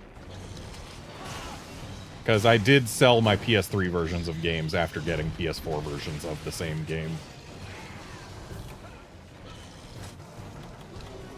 That was actually my strategy for a lot of games. Because in the N64 and Game Boy Color days, I had a habit of selling games that I thought I would just never play again. And that really came to bite me, because a lot of the games I sold I ended up missing. But then when it comes to... after I realized that, you know, I started missing games that I had sold, I decided to only sell games where I didn't have a superior version. But even then, sometimes my judgment has been off. It's been very rare. The one example I can think of is Resident Evil Code Veronica, where I had the GameCube version at one point in time, but I sold it because it had a decent price tag after I got a copy of Code Veronica for the PlayStation 4. Like, digital version. But, like, the GameCube version had at least some features. I don't recall what they were, but it had at least some features that... Oh, hi, Lagambi. That the PS4 version does not. So, yeah, it's one of those things. Like, a lot of my PS3 games I sold because the PS4 versions were just strictly superior, and honestly, those I don't regret, because I have more ready access to a system that can play PS4 games, and they were not inferior in any way to the PS3 versions. But, like, yeah, that's a thing. Nowadays, I don't have a whole lot of physical media games for systems from PS4 onward. I certainly understand why people would like physical media. But, like, the reason I don't go for physical media is simply because I spent 2 years commuting back and... Well, not commuting, but going back and forth between Japan and the US. I lived in Japan primarily, but I'd go back to the US every... 3 or 4 times a year on my parents' dime because, hey, my family likes to see me. Which, hey, that's nice. It's a nice situation to be in. So they would pay to fly me back to the US between semesters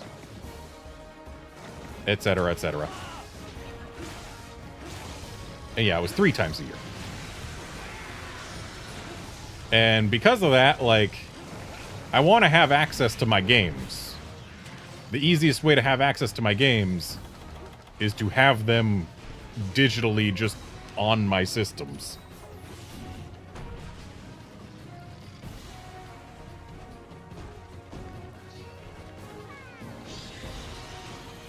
So yeah, digital was the way to go for me. It also meant that while I lived in Japan, I could get English copies of games without needing to wait for them to ship internationally. So yeah, digital for me.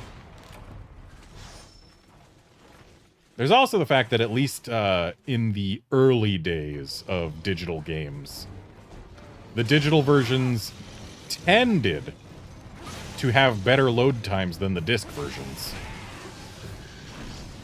There were exceptions, but on any system where you put in an SSD, yeah, digital loads faster. Like, I remember when Bloodborne came out on PS4, I did not have an SSD at first, but I got one not long after because an SSD versus having a hard drive version of that game saved between 7 and 14 seconds on every load. And that was despite the fact that the SATA standard that the PS4 used couldn't even fully access all of an SSD's speed. SSDs couldn't reach their full potential under that SATA standard. But it was still dramatic improvement, and that was when I was first starting to record videos of stuff. Or no, I did Bloodborne before I had this channel, I think. But anyway, SSDs make for faster loads, etc., etc. Xenoblade Chronicles X is a good example of this. There was the digital asset pack that you could download, which was effectively just installing the game onto your Wii U's SSD in order to speed up load times versus the disc.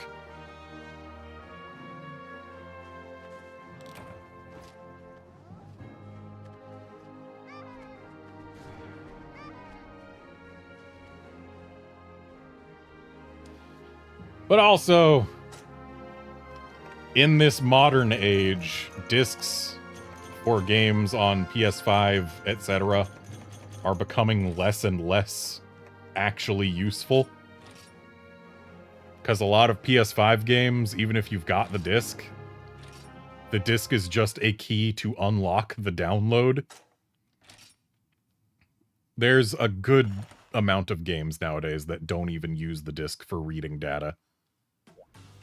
Which means that the physical media for those, because it is not actually on the disc, the physical media for those is just shelf decoration.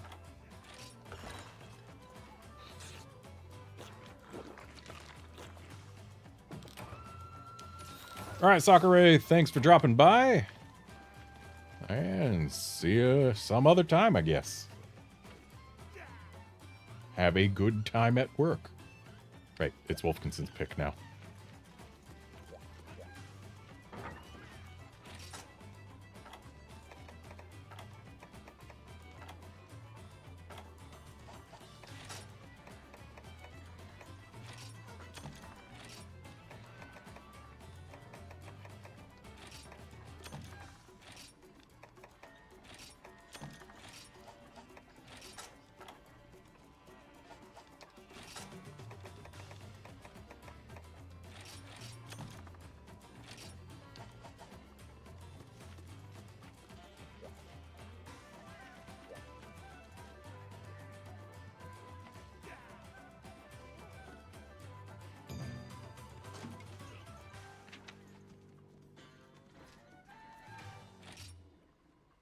A single pleasure. But hey, this is the one game in the franchise where hunting a single Plesioth is something I am 100% willing to do.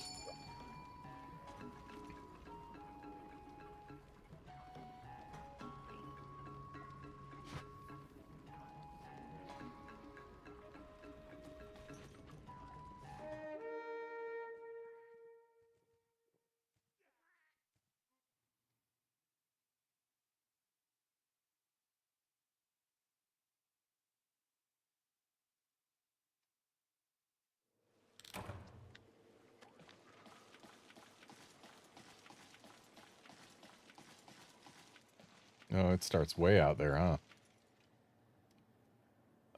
In that case...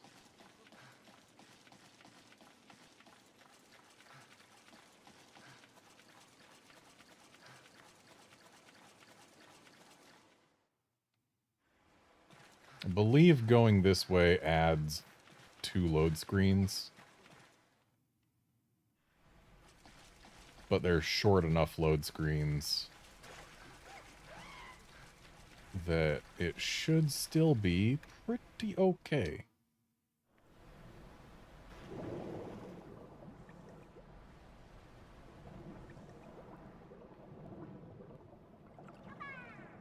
Because, yeah, what I could have done was jump in the water from where I started and then do 1 load screen over to here. But then we would have had to be swimming the whole time, and I'm pretty sure it's faster to go on land where possible.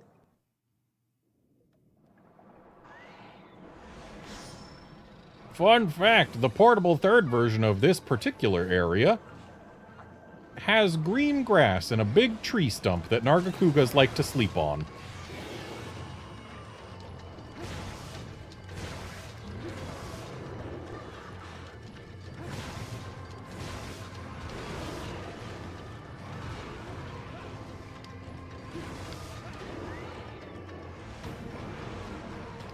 The portable third version of the Flooded Forest, often lovingly referred to as the Dry Forest, is actually one of my favorite Gen 3 maps. Like, the Flooded Forest is not fantastic as is, but the dry version of it, I like its aesthetics, and it fits together a lot better than this version, because they added exactly 1 shortcut that actually really makes the flow of the map a lot better. And it's a shortcut that Gobble can actually take in this game. There's the underwater area that is 1 or 2 load zones away from base camp. The one that's between the beach over there and where you come out of the base camp. That one underwater area that, like, only Gobbles and Laggies ever go in. And for Laggy, it's, like, only Ivory Laggy, and it's the only place where you ever fight Ivory Laggy, like, actually swimming for any real length of time. That area. Like, where you could go to where the temple is, but there's also a water area. That water area. For Gobble, that water area has a shortcut to the Blue Cave. In Portable Third, everyone can take that shortcut, hunters included.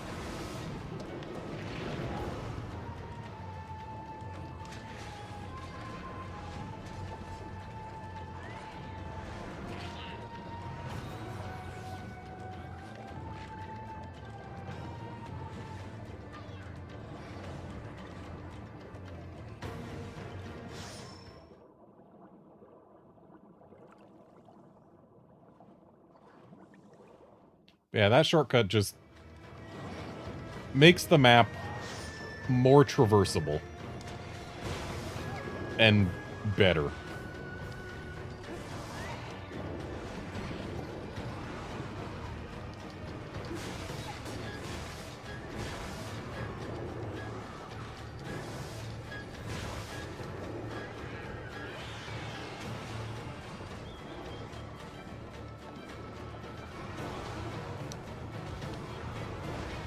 Yeah, Wolfkinson, I have for a while had a desire to do portable third streaming.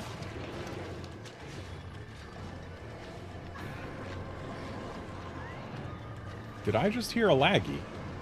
I did hear a laggy. Looks ivory too. It is ivory. The gamepad says so.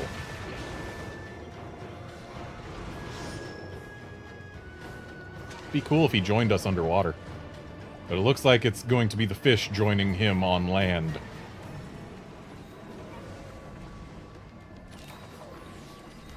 But I actually do, I've ripped my PSP copy of Portable Third. And got an English patch applied to it. So, in the same way that I stream Freedom Unite for PSP, I can do that for Portable Third at some point. Even applied the... right, it was the PS3 version that I ripped, because better textures and stuff. It still runs on PSP emulators, because it's still a PSP game. That's what it was. But yeah, I can, at some point, stream Portable Third. I have had plans to do so. It's just been, you know, wanna do other things. Like, it's always been, oh, there's some other game that I really want to be playing. And then, oh, there's the Nintendo servers for 3U and 4U are going down. Gotta get those in. Like, the next time we've got a lull between new games that I want to play that I can't completely fill with specific old games I want to play, like last year it was Zelda games, this year it's Resident Evil games. There's still Zelda games that I need to get to. At some point, though, Portable Third is on the menu.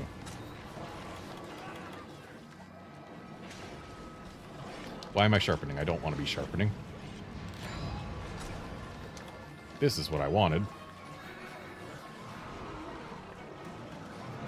And I've also had nebulous plans for, at some point,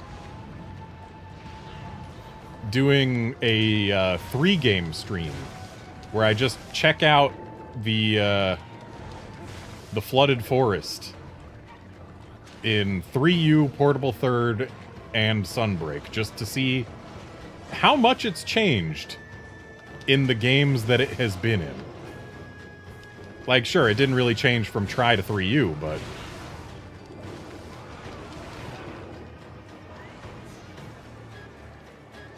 every time they add the Flooded Forest to a game that is not a straight expansion, they make significant changes to it. It's...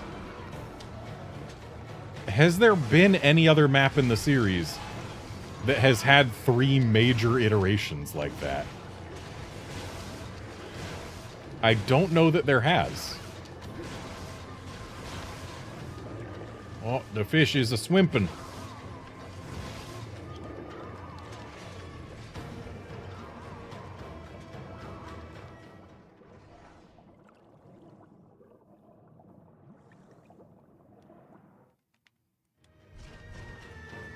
I mean, the Gen 2 volcano, I guess you could say, has 3 major iterations. There's the day Gen 2 volcano, the night Gen 2 volcano, and then on top of that, there's the Freedom Unite version that adds the Lavazioth areas. But, like, that's it.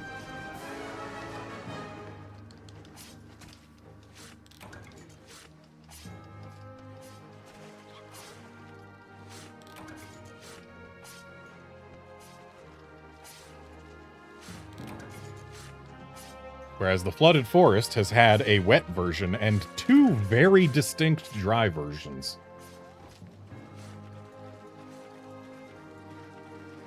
I'm honestly kind of surprised that the Sunbreak Flooded Forest did not take the portable third Nargacuga tree stump area.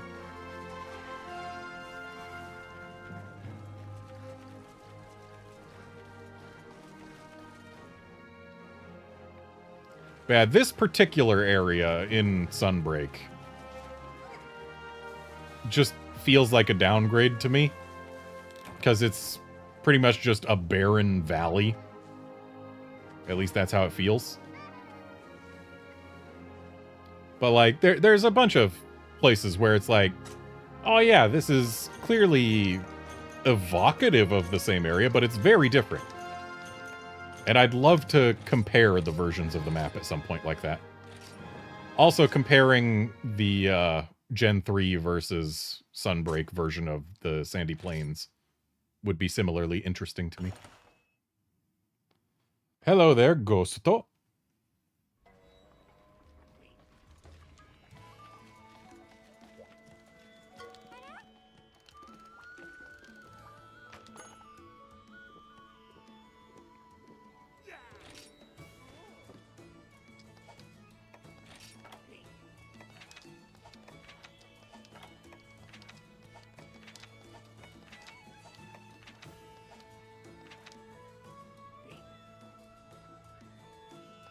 Yeah, let's do it.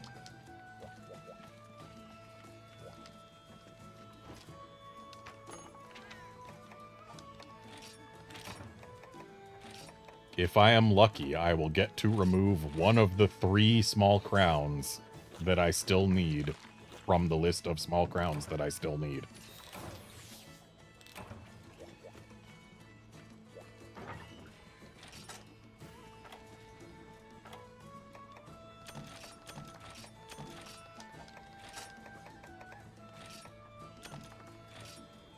You know, it's interesting to me that I'm pretty sure every monster that I still need a small crown for has a triple monster quest for.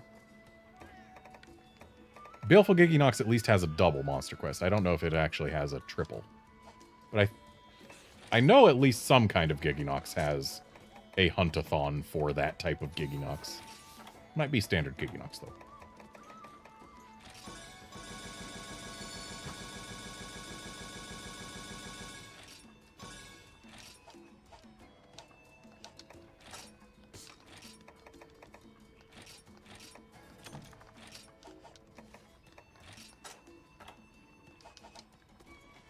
Because there's the triple Barroth quest that we've done. There's this triple Sandbarrioth quest.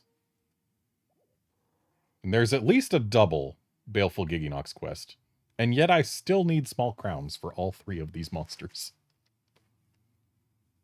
It's the only crowns I need in order to reach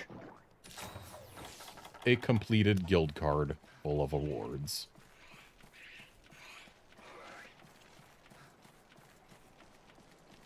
And Sandbarrioth starts right in here.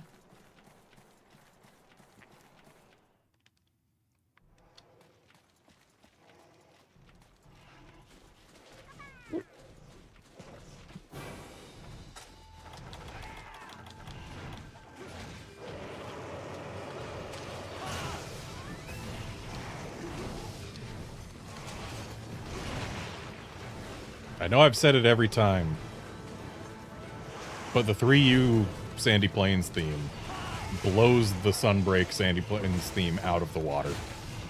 It's just so much better.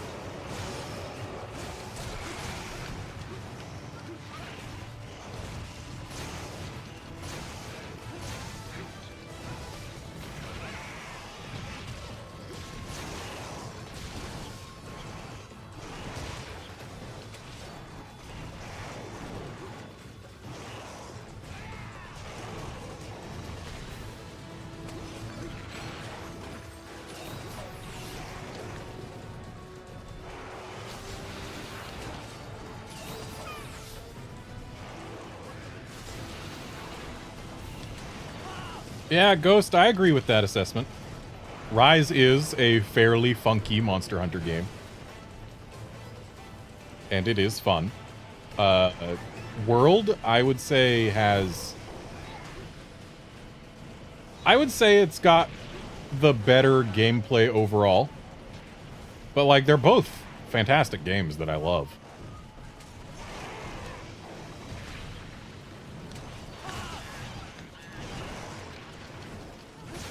This is also a fantastic game that I love. For You is a fantastic game that I love. Freedom Unite is a game that I do enjoy to a degree. Like, there is no Monster Hunter game that I have played and dislike.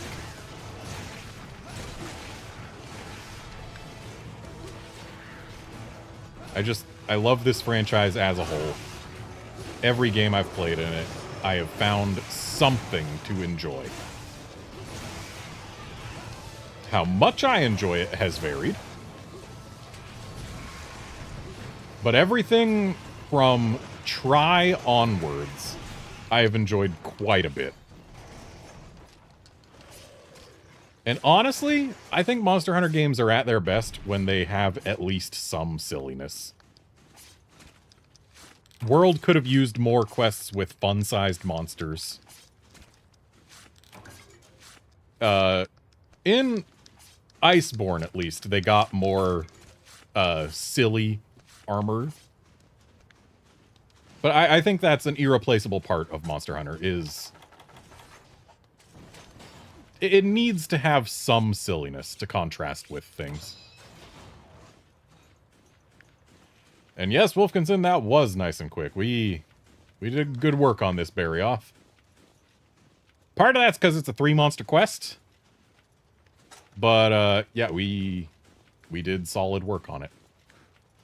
Now, let's observe where the next one lands, because the third one is going to land exactly in that spot, too.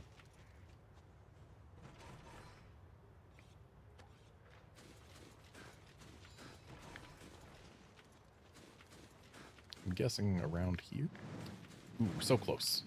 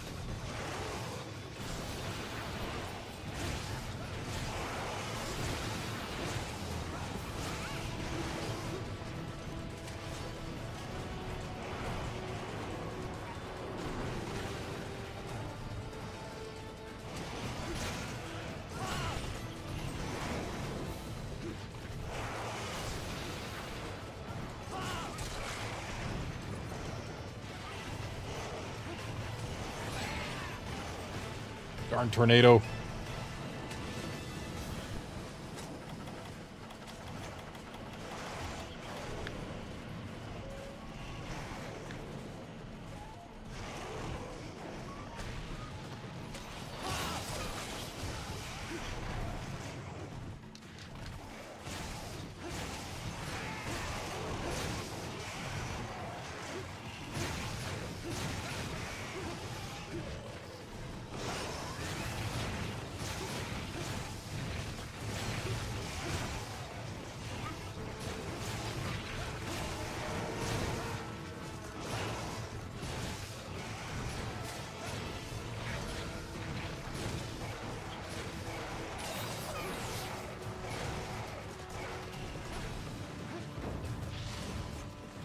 Now, if this was a Gen 4 game, that might have gotten that thing out of the air. Okay, he's going to the southern desert.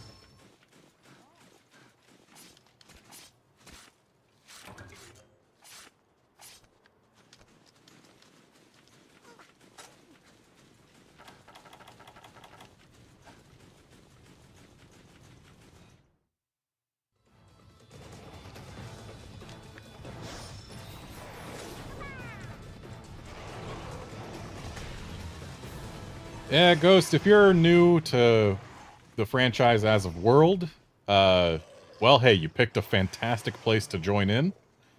I would say that Iceborne is probably the best game in the franchise. 3U is my favorite game in the franchise. But Iceborne's definitely the best. Going back to 3U and 4U, it's not for everyone, but if you have the ability to do so, I would recommend at least giving it a try. Unfortunately, that does mean getting physical media for it these days because the eShops that said games were on no longer exist. And also, unfortunately, that means that you've only got a month and a half to do any multiplayer. But still, they're really good games. They've got their own unique flavor to them that World and Rise just can't give. You may or may not like them as much, but they're still good games worth playing, I would say. Generations Ultimate on the Switch gives a similar flavor of gameplay, but it's a very different experience, one that I cannot recommend as wholeheartedly. It's hit and miss for different people. Like, some people absolutely love it. I'm one of them. I really like GU. It's a really good game with a lot of content. Some might say too much content, and I can honestly agree with them a little bit. But still, Generations Ultimate's really good. It's still available, both physically and digitally, on a system that is easier to access than the 3DS or the Wii U. And it also gives that classic Monster Hunter feel, though it doesn't have the same vibes as your standard classic Monster Hunter.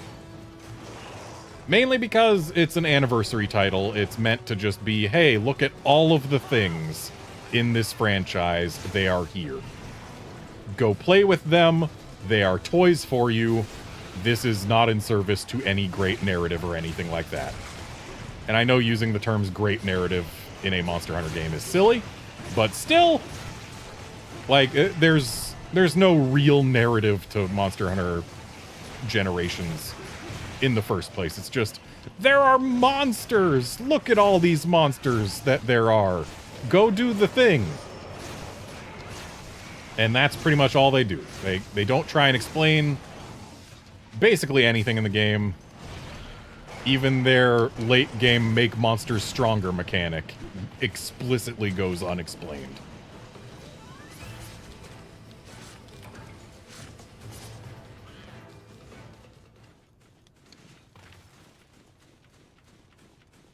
And yeah, Ghost, going back from World and later to older Monster Hunter games.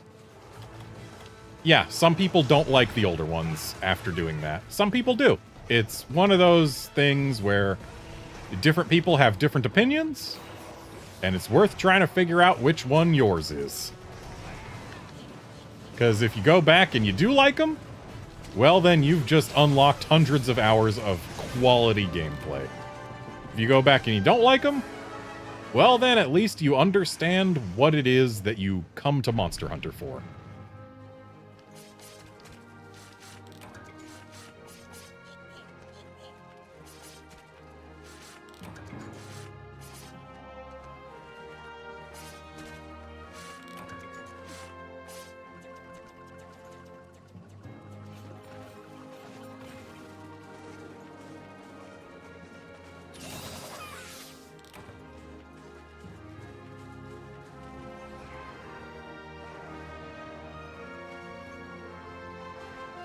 And there goes Wolfkinson, making the world a better place by killing a Renoplos.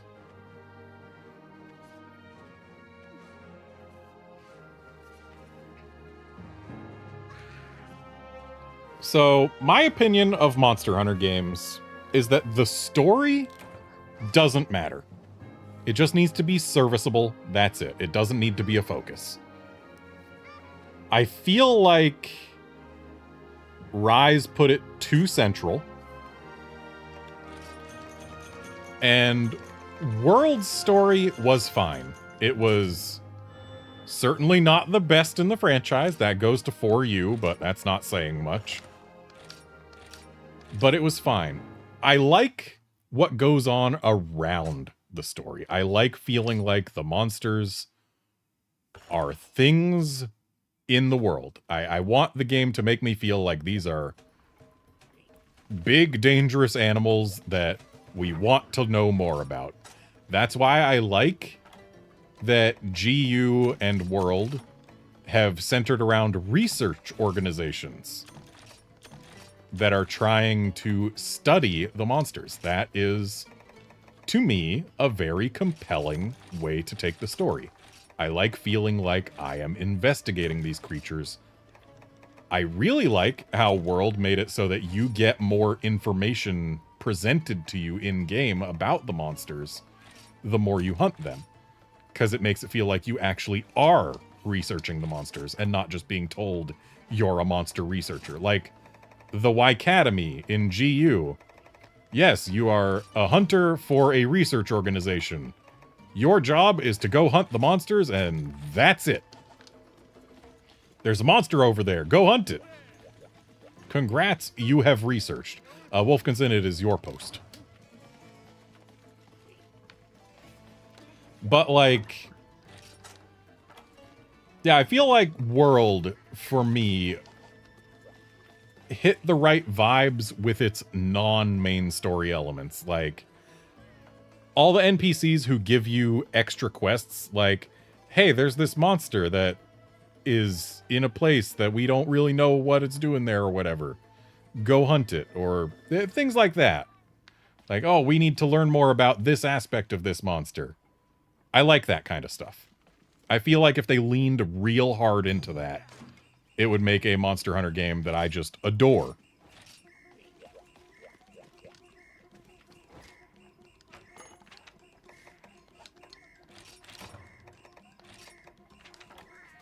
But, like, 3U, its story is barely there, but it's serviceable. It's like, hey, there's this one goal we have. Stop the earthquakes that are damaging Moga. It's probably a laggy doing it. Go kill the laggy. Cool, that's fine. That works. Oh, wait, it's not laggy. It's actually something else. Because you just killed the laggy, but there was another earthquake. Oh, no. Well, gotta go find out what that thing is and deal with it. All right, fine, that works. 4U tried to put story more front and center. Like, oh, I have this thing. I sure do wonder what this thing in my pocket is. Let's go on an adventure to find out what the thing is. And that's the best story Monster Hunter has told. The adventure to find the thing. Or what the thing is. But on the way, like, they do more interesting stuff. Like, oh, hey, we need to go to a bunch of different cities to see if anyone knows what this thing in my pocket is. Well, we want to go to Cathar, but we're going to need a boat to get there. And we don't have a boat. But the... good job, Baroths. But then the people who would make us the boat, oh no, their lava isn't running. So they can't make us the boat because they're all sad. We gotta make them happy by getting their lava running. Oh, why was the lava not running? There was spider webs gumming up the works. Gotta go hunt that Nersilla.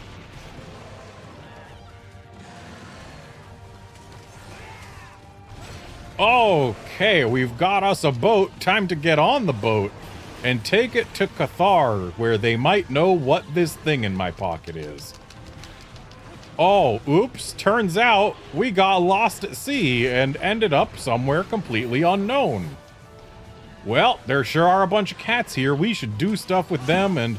oh, turns out Cathar is up on a mountain. We're gonna need not a boat. We need an airboat, an airship to get there. Better make a balloon. Let's go hunt the things we need to make a balloon and fill it with lighter than air gas so that we can have an airship.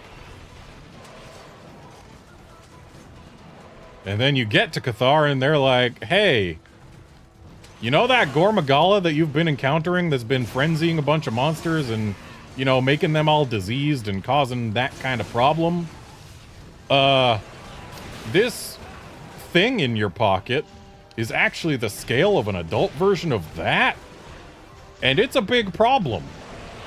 Oh, and by the way, turns out stuff around here has been getting frenzied left and right, which is a problem. Go deal with it and maybe figure out what the cause is. Oh, it's that thing. An adult Gormagala. There is one now. It's causing the frenzy. Please kill it. That is, in a nutshell, the story of Monster Hunter 4U. Which, just about everyone will tell you, is the best story the Monster Hunter franchise has told so far. And, like, I didn't really leave much out, and I didn't really exaggerate much. That is the story as presented. It's serviceable, and it works. It's nothing impressive, and it doesn't have to be. But the whole time you do have that vibe, like you're part of this caravan, you're working together to figure out what a thing is. That's what I want from my Monster Hunter games. I want to feel like we're in this together, hunting monsters for a reason other than just there is a monster there. It doesn't have to be a big reason. It doesn't have to be anything super compelling. I just need a reason other than because it's there.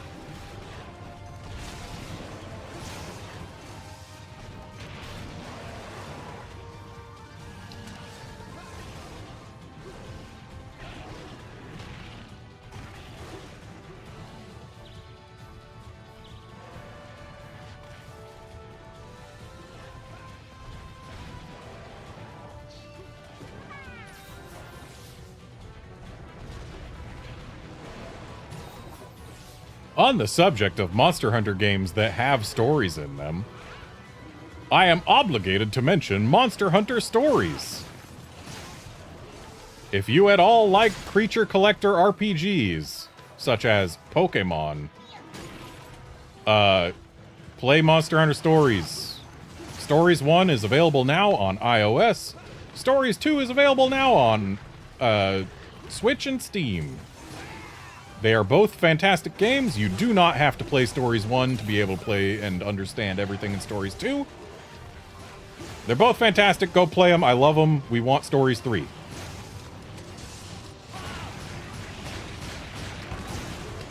Monster Hunter Stories 2 is the best Pokemon game I've ever played.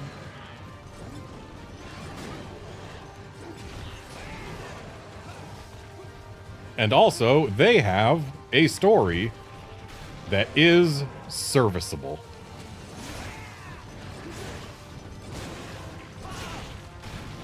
Certainly nothing to write home about. It's not like the narrative pinnacle of gaming or anything like that. But it works. And the gameplay's real good, and the art style's real good. Love me some stories.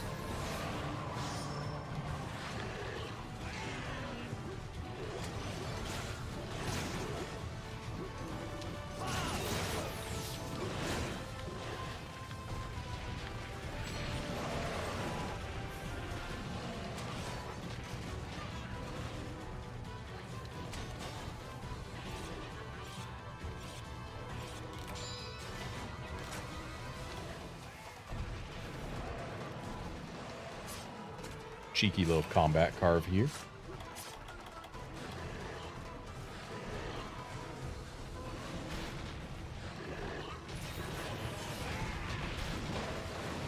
Ghost, what I expect from Wild is for it to follow in Worlds' footsteps. Or World's footsteps. Because already it's looking like at least the Hunter has a slinger. That right there is enough of an indication that we're following on from Monster Hunter World, at least in some regards. I do expect to see an even bigger focus on ecology, mainly because that was one of the things that was at least somewhat well received in World.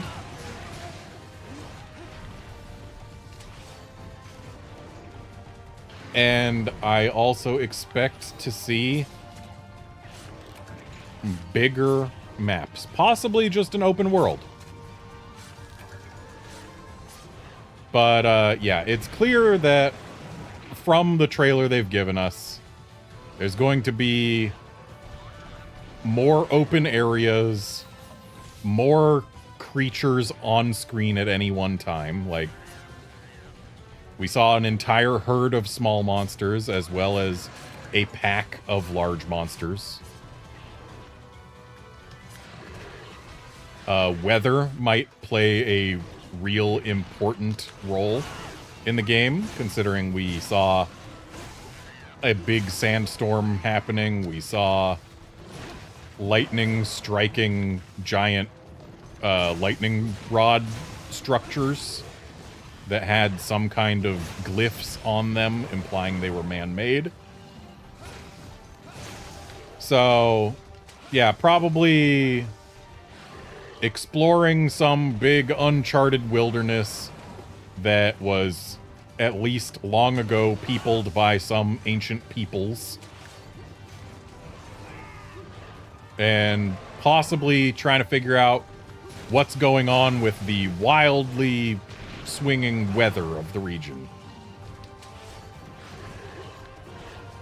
Probably going to be a key focus is different weather events. Sandstorms, electrical storms, etc., etc. And it'll be caused by some big monster, surprising everyone.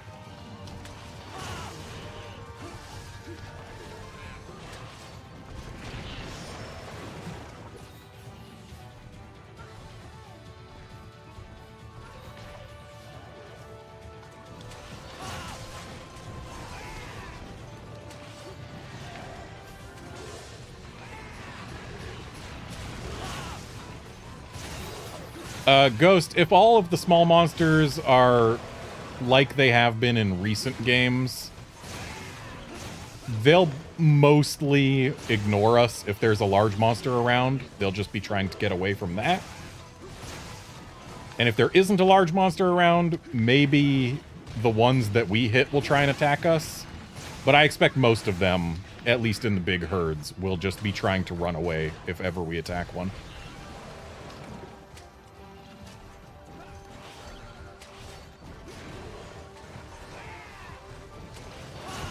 Monsters that are actively hostile, I doubt we'll ever see more than a handful at a time. And the ones we do see will probably not be too difficult to take down.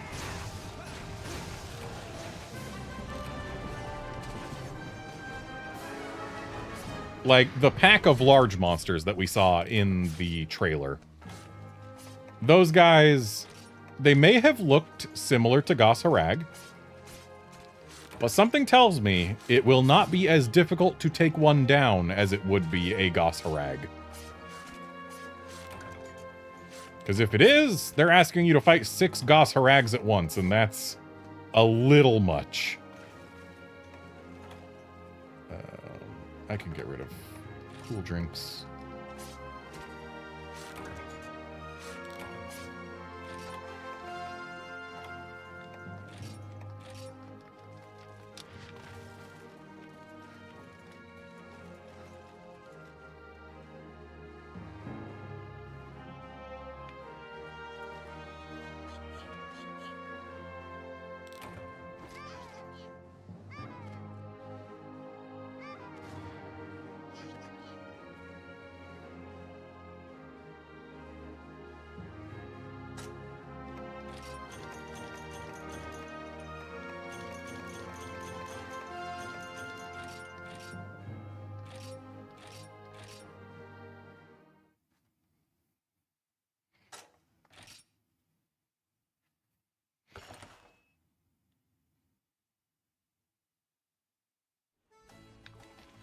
Alright, it's time for the last quest of the stream. It's gonna be mirrorless again, because I like mirrorless. It is a good monster with a great theme that is not in any other game.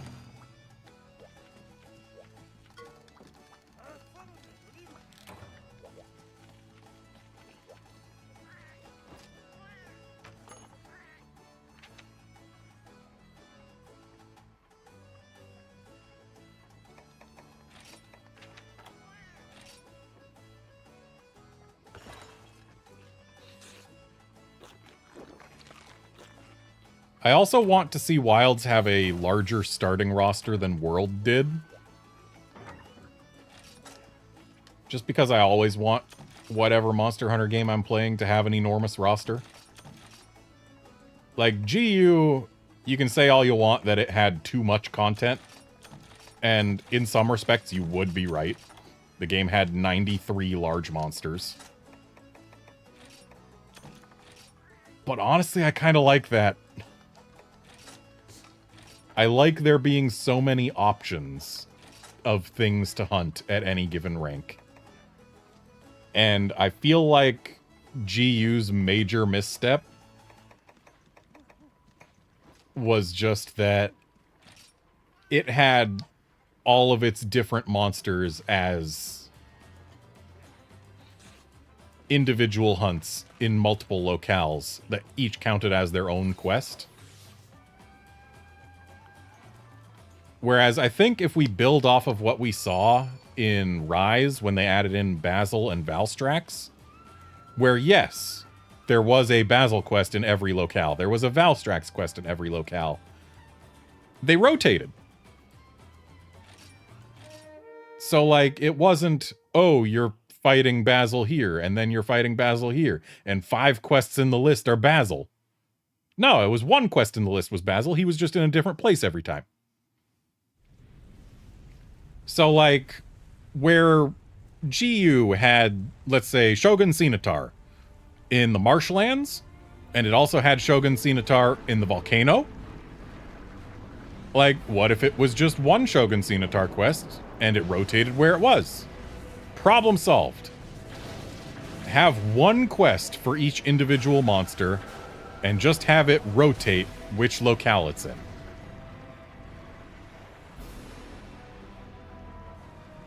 And, like, yeah, do that, and also have it point out which quests are key quests, which the modern games have done. GU did not. GU gave some hints as to what some of the key quests were. But if it just pointed out what the key quests were and had fewer quests for the same monster, I feel like people wouldn't say the game had too much content.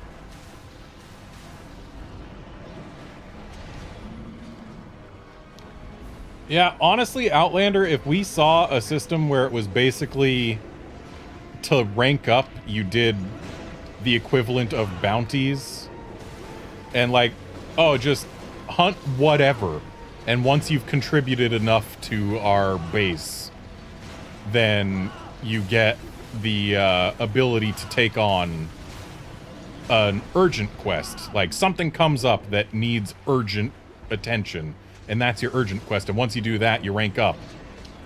That would be a pretty fun progression, and it would actually make it feel more like you're assisting the place that you are hunting for, instead of just doing the quests that are on the list. Like, have set quests for when you want to hunt specific monsters, but have the game be like, go on expeditions and hunt whatever until you've contributed enough to help keep us safe, etc., etc. and had expeditions be the way to progress the game, where you just don't know what's coming, that would actually be super cool. And like, hey, hunt the big stuff if you want and feel up to it.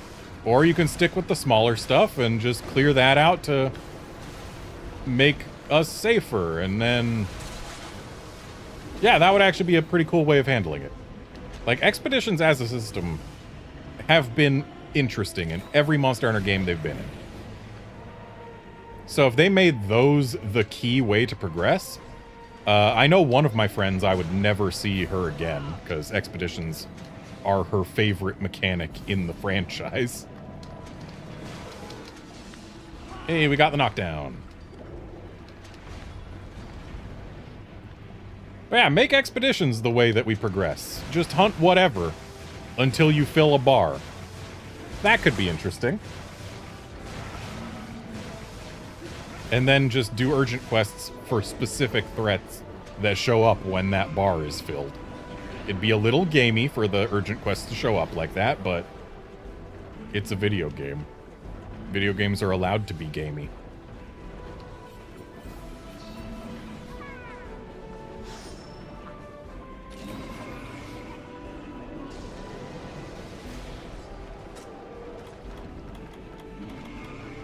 And it would also mean that, you know, people would be allowed to take whatever path they want to reach endgame, instead of, like, in World, you take the exact same path as everyone else. Because you rarely even have a choice of which quests to do to advance. It's, you do the quest. So everyone's playthrough goes the exact same way, not even a difference in order. There's, sure, a couple instances where you do get to choose which thing to do next. But, like, those are few and far between.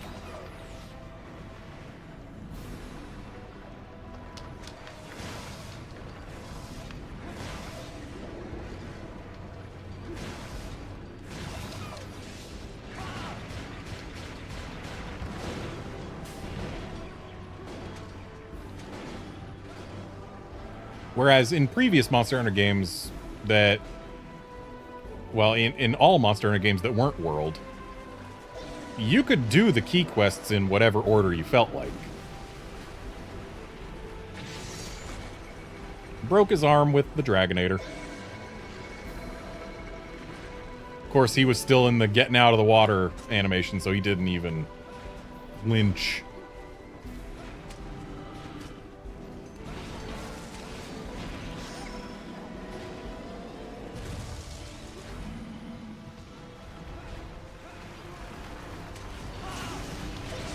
But yeah, I would definitely say that if we do get an expedition-focused Monster Hunter game, which, hey, Wilds could be. Maybe that's the Wilds that they're referring to, is, hey, this is Expeditions the game. But, like, we still need to have a quest structure in place. Like, one of my friends has just picked up Monster Hunter World because I have encouraged him to do so. He's always been somewhat interested, and it's like, hey man, if you get Monster Hunter Worlds and we can play that together, I'll show you the ropes. You've been interested in the franchise for a while, and you know, we can play together. It's something that we can play together. We're friends, etc., etc. So he's been going through World, and he actually just hit high rank pretty recently. And I relearned something about high rank in Monster Hunter World, and it's that in that game, you do not get given high rank quests until you spot the monster on a high rank expedition.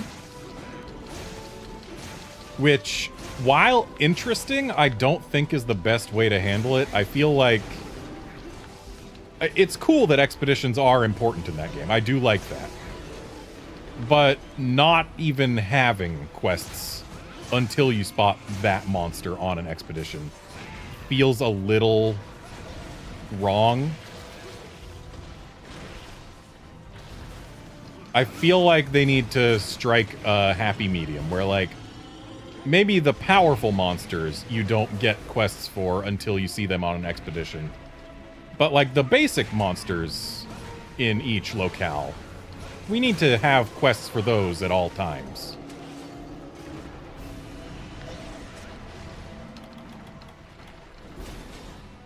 And then once you reach certain ranks, just give the quests for the monsters of that rank, but let the next tier of monsters show up in expeditions and stuff like that. Like, maybe let expeditions be a way to hunt monsters that are one rank beyond the quests that you have unlocked.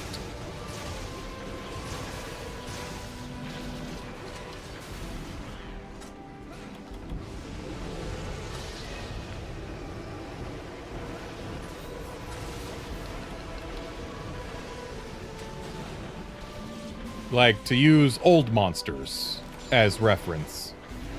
Let's say 1 star, you find Velocidrome. But in Expeditions, there's Cuckoo already. Then in 2 star, you find Cuckoo quests. But in Expeditions, there's Rathian already. Stuff like that.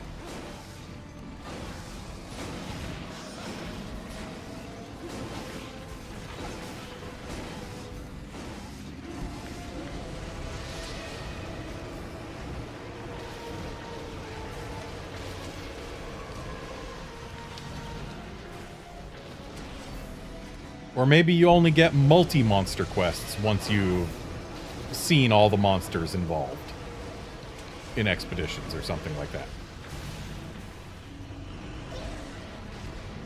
So Outlander, while Guiding Lands lures are neat and a good way to influence Expeditions, I think we still need to have quests as a concept, because multi-monster quests are a thing and they are fun. Because, like, hey, go hunt these specific monsters. There's more than one of them. They're all in the map together. And sometimes they'll be in the same place, and that'll be a problem. That's just an exciting wrinkle to add to hunts. And actually something I kind of missed in Rise. Rise didn't really have the best multi-monster questing experience. Not by a long shot. It needed more quests with multiple of the same monster. It needed more quests with a monster and its subspecies. And also, it needed multi-monster quests to not be like, oh, did the other monster show up? That's strictly a benefit to me, because now I get to ride one of them. Rise completely killed the concept of the invader monster as a threat. Instead, the invader monster is, oh, hey, look at this Rajang. It is my best friend and helper. And the secret 14th weapon.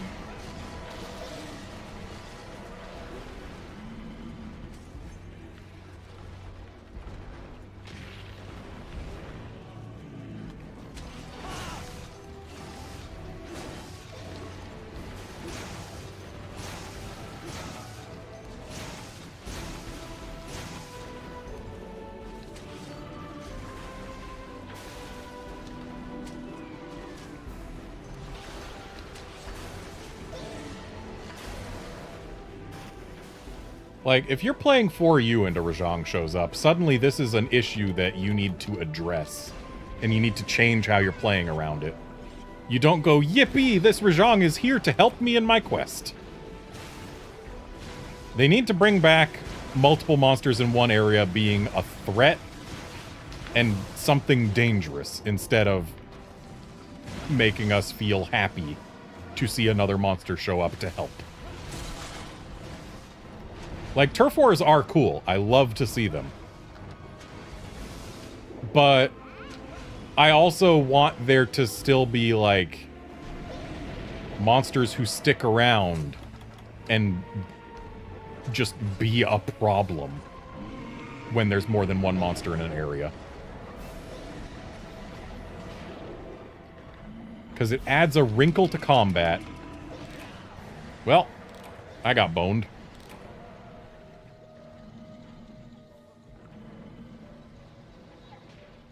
Yeah, it adds a wrinkle to combat that makes things more interesting in unpredictable ways.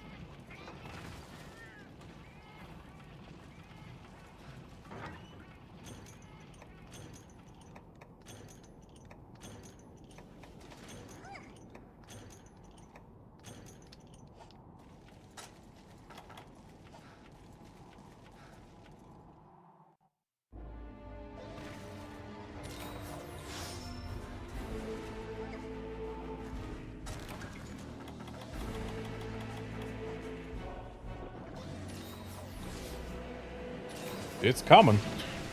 Wow. Didn't expect it to explode that big.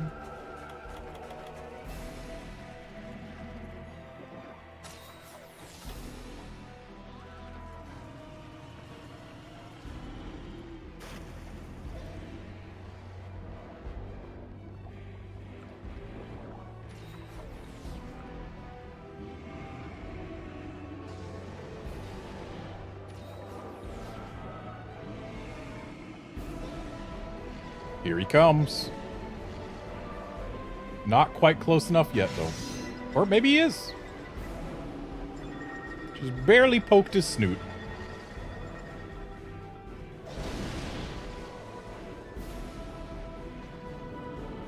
This guy's fully broken, so he is probably not too long for this world.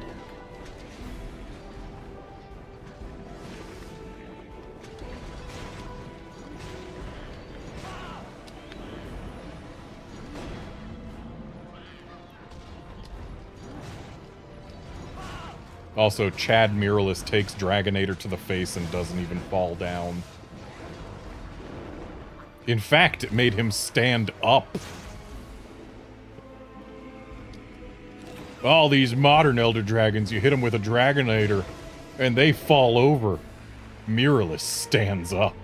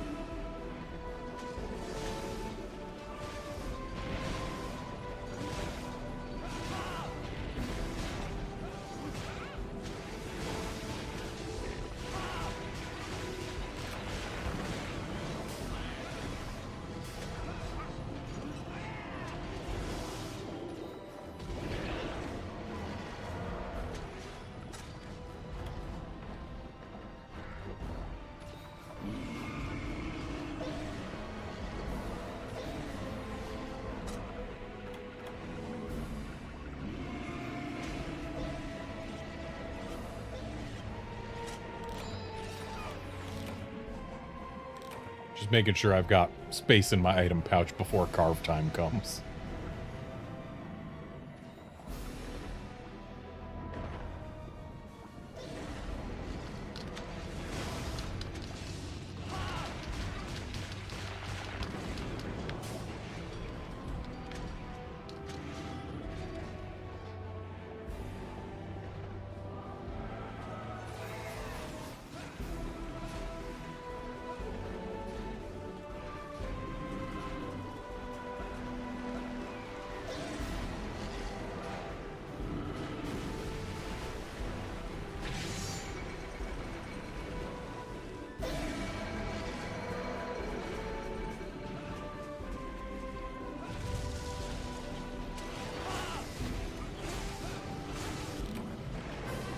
And he's dead. I don't think we're going to be able to get all 9 carves when he's here.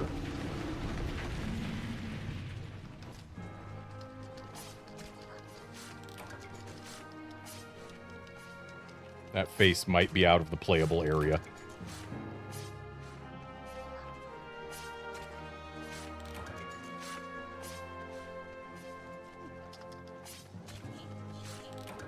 I see I found the magic carve spot, though. Giving myself the best possible chances of getting all 9 carves.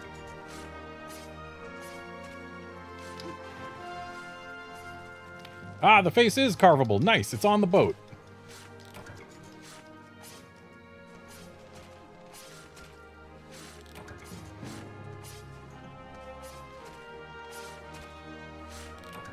And that's all 9. I got nothing but trash.